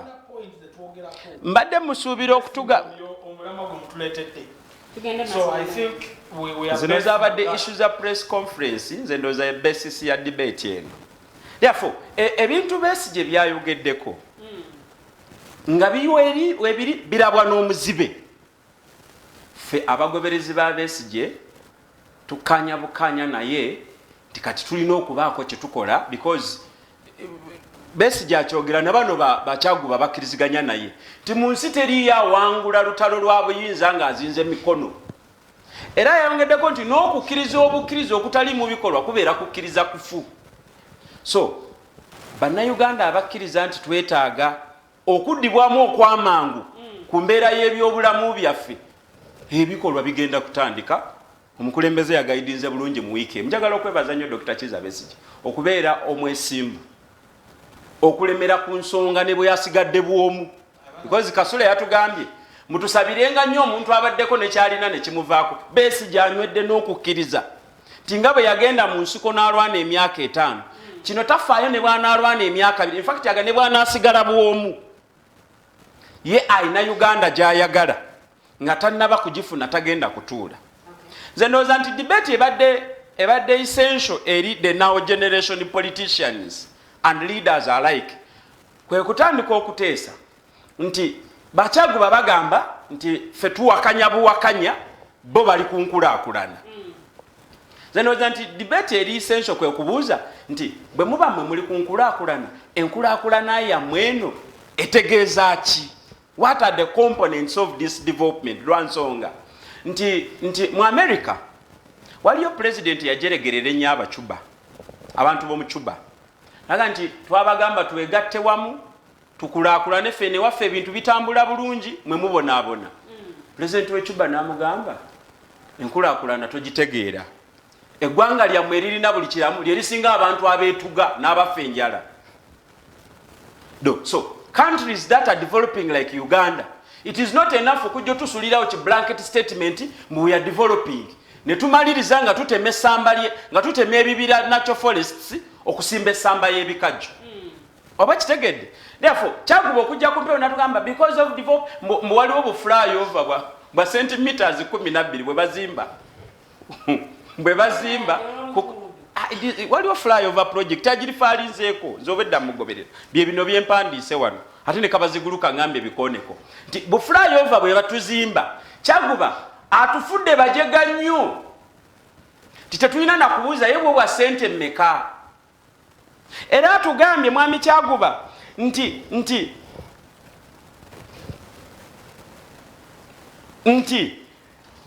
NRM mu socio-economic transformation ne pan-africanism ne political integration fe bannayuganda tusirike tetubaako ne kyetwogera nga bazimba enguudo e Congo ne kiba kitegeeza banyaffe kusigala nga bafa nga bazaala ti President Museveni tumutimbire ebimuli ku kkubo buli wabaava Nakasero ng'agenda Entebbe tumwagala ennyo tumugiremu amasaati tugawanike mu bbanga bw'akwata omusimbi gwa Uganda n'azimba essomero kwokomya amaaso Tanzania nga mu district y'Abakasule abantu bakyasomera wansi w'emiti Kyaguba atugambye in the name of socio-economic transformation pan-africanism fenna tubunire okugulawo kunaatera kiki kyetwetaaga okubanga tukola okugulwawo kwaki okwa buli kimu no very specific because fe mwefudisi nkasonke kuteleze mfe mwefudisi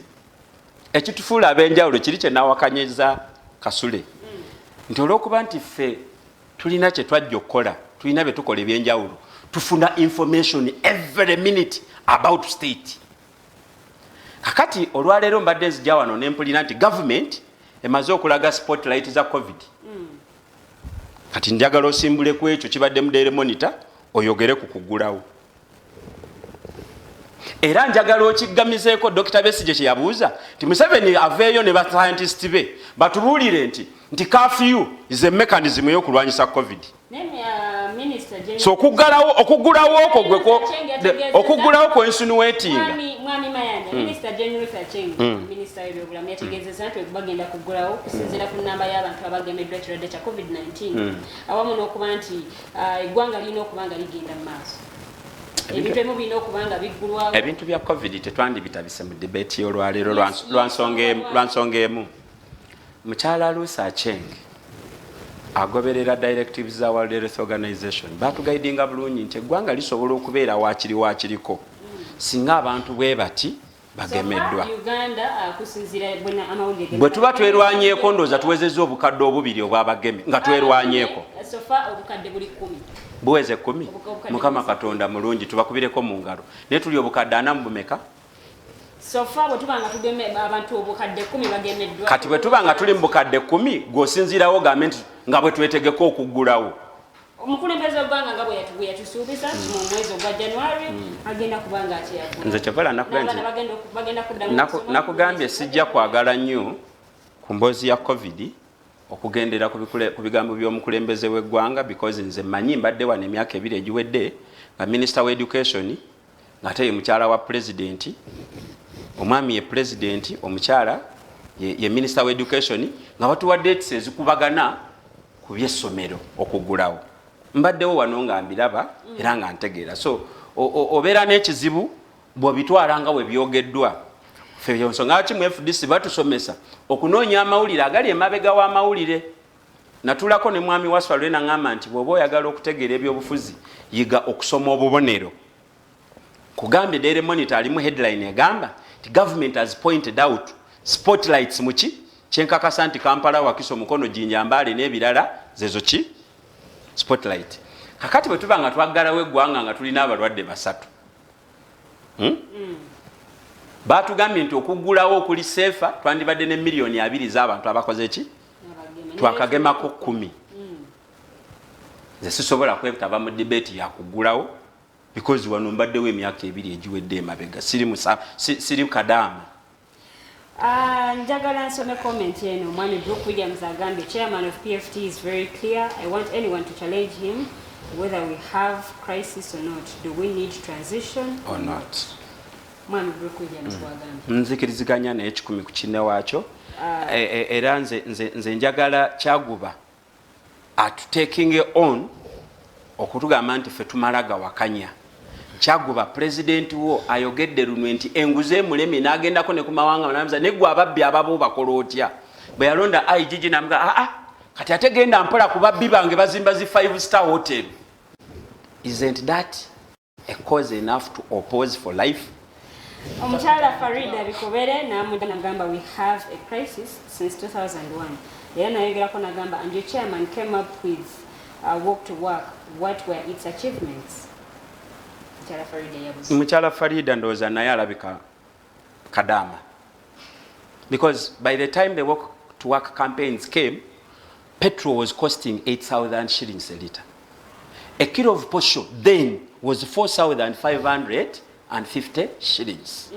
Sugar was not even on the market. Sugar was not on the market. Thank you very much. Now, when abantu we bavayo ne bateekawo concerted effort, twawulira olutalo lwa Utafire ne Museveni ku sukaali. Basebo ne bannyabo abantu baffe bawangudde bingi nnyo okuva lwe baafuna enjiri y'okwerwanako kubanga system zonna zikolera beerwanyeeko. Abasawo batandise obbanukula lwakwekumamu gukola ki woko tuwaka ye yazza akawunga ku siringi 10. Okay, mwami Kasule gwe ensongo olaba nze ekintu mu Uganda ya leero tewakyali kibuuzo oba waliwo crisis oba tewali crisis. Soma ebyabadokita bye bateeka wansi nga bateeka ki twabidiscussingako wano olunaku lulamba nga bateeka ebikola wansi. Ate strike emaze ebbanga ki teri kintu kisobola kugamba mbu eggwanga ligenda tambula mu maaso ng'abantu si balamu. Badokita bakulaza abantu si balamu. Ate negundi gye tugikoleramu teri ki ate ne bakulaga mbu engeri yokka esobola gavumenti eno gyewulira bukola ki withdrawing a cooperation. That's what Dr. Besigye kyatugamba. You see, mwe mwogera ku walk to work. Walk to work was just basically leave your car out, leave your car home, walk to work. It was very simple. It is only that because we are dealing with a hostile dictatorship. Gwe bwoba ogamba mbu tekirina kye makulu baleke batambule. Nze nkubulira sente ze bateekamu okukakanya protest ezo. Omusajja nga Dr. Besigye ku myaka gye muleke atambula ave ekasangati oba agenda najana nkumbi oba agenda Katonga. Yokitege? Brooke Williams agambye Farida Bikobere then we betrayed him because many of us we believe KB will fight alone. Mukyala Farida n'amugamba then what has he brought that is different this time that will make people believe in him? Me I can sobola omuddamu. What this time is actually kisingako kuludi. This time they have been intensive, aggressive awareness. People didn't know some of these things. Kati abantu bategedde. But this thing, when you withdraw cooperation, it yields results. So me, I think that, by the way, that's why General Muntu yali agamba organization. And I think Dr. Besigye, ya withdrawing buli kimu kyonna nadda mu organizing. He's one particular person who has contacts in each and every district of this country. Personally. Katonda leta cha mchala Farida chidala. No. Waliwo kino kyasose. Yagambi follow yabadada Mwami Brooke Williams mass uprising following who you are doing boardroom mobilization and press conferences. Do you think that can lead people to rise up against the bad government? Nina ekizibu kimu kyokka n'abakulembeze bange benjagala ennyo. General Grigori Mugisha Muntu ne Mwami Besigye because nze bampa inspiration. Ekintu kyokka kye batatugambye tebabadde elaborative enough about their experience mu liberation struggles. Oba kitegedde? Balese narrative ya Mwami Museveni okutambulira mu mitwe gy'aba Farida mu yalwanira emyaka 5 n'asuula gavumenti. Mukyala Farida yalowooza nti bano ba Besigye balinga ba Prophet Musa. Yakima Abayisirayiri e Egypt. N'asanga Red Sea n'agikubako omugo n'emuviira n'ayitawo galisoni z'Abamisiri bwe zajja n'eggalawo. Mami, eno struggle ndala nnyo. Eno struggle, ekisinga okugidefininga how it must go is the objective of taking power back to the people. Farida nga tonnabuuza Besigye walemereddwa, what are you doing? Because kino si kyaki, njagala okusiibula nga nzijukiza Mwami Kyaguba. Nti petrol station ya Toto ku Nsambya Besigye mwaseera amafuta ag'N5,000 tebagasima lwa kabengo tagajja mu nnimiro ye lwaki atuseera. Bw'oba oli mu gavumenti nga tonnategeera na politics ali ku mafuta tokyasaana na paneeno. Mwami Kasule, naawe siibula batulabye olwaleero. Nze njagala kusiibula bannayuganda ate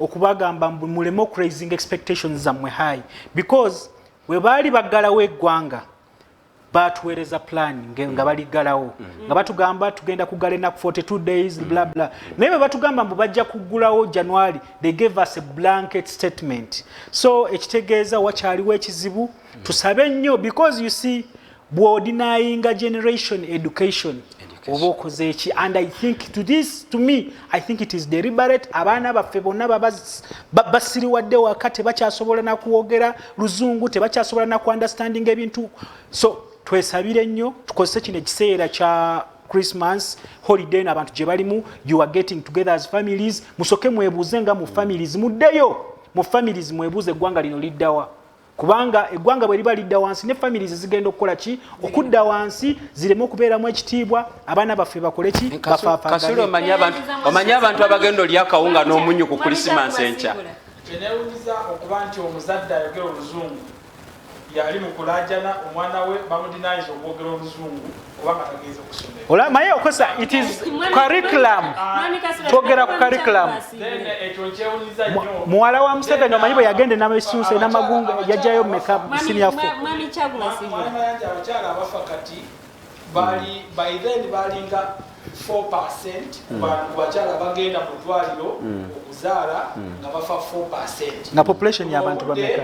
Buno obudde oyinza n'okwesanga ng'ofunye 1% because gaba statistics eziri accurate. Yes, because of God's plan. Waliwo ebintu byetasobola kujjako ffe tukoze kye tusobola with this government naye waliwo ebimu nga biriwo olwa Katonda. Okay. Mwami Kyaguba Simbula. Abadde bakulaba bannaye mukimanye COVID waali ate kati Omicron ali mukutta bannayuganda ali mukuluma bannayuganda ate n'ebitanda temunaba biggula. Buli omu waali mu kutambulira abeere kalabalaba wamunne mumanye nti mugenda kubeera balamusinga mwekuuma akalwadde kano. Ate babuulire n'ebitanda temunaba biggula ne oxygen teriiyo. Twafuna eddagala nejjo gavumenti ya Japan yatuwadde eddagala eddala. Fere twagula teryagamba. Mutuyambe mugende babageme economy yaffe ebeere fule opened nga president. Mutuwe plan. Make sure kalenda eriwa temulya sente zonna kuzeemalako baziterekera okuzaayo abaana ku masomero nga muganda banja bwagambye nti bagenda kulya akawunga n'ebijanja which is not bad.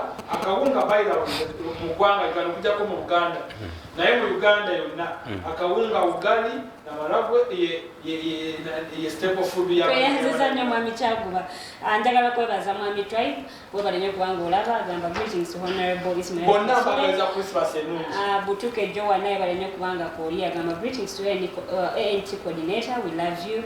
And yabasa Liston agamba the truth of the matter is that FDC won't allow Kyagulanyi to lead them and Loop won't allow Besigye to lead them. Muntu might get much attention because he doesn't talk to make people happy, he tells them facts. But and who doesn't tell facts?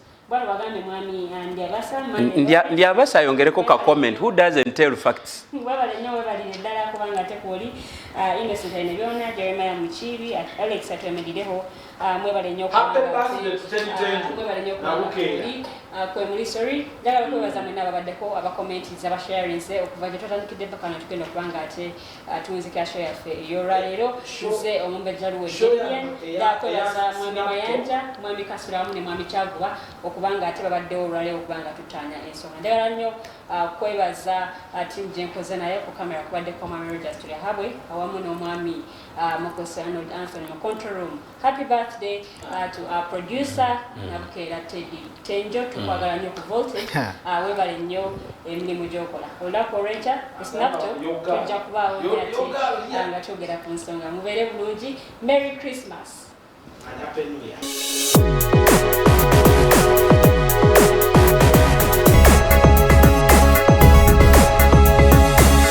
The Alternative Dig Talk. Real issues, real talk.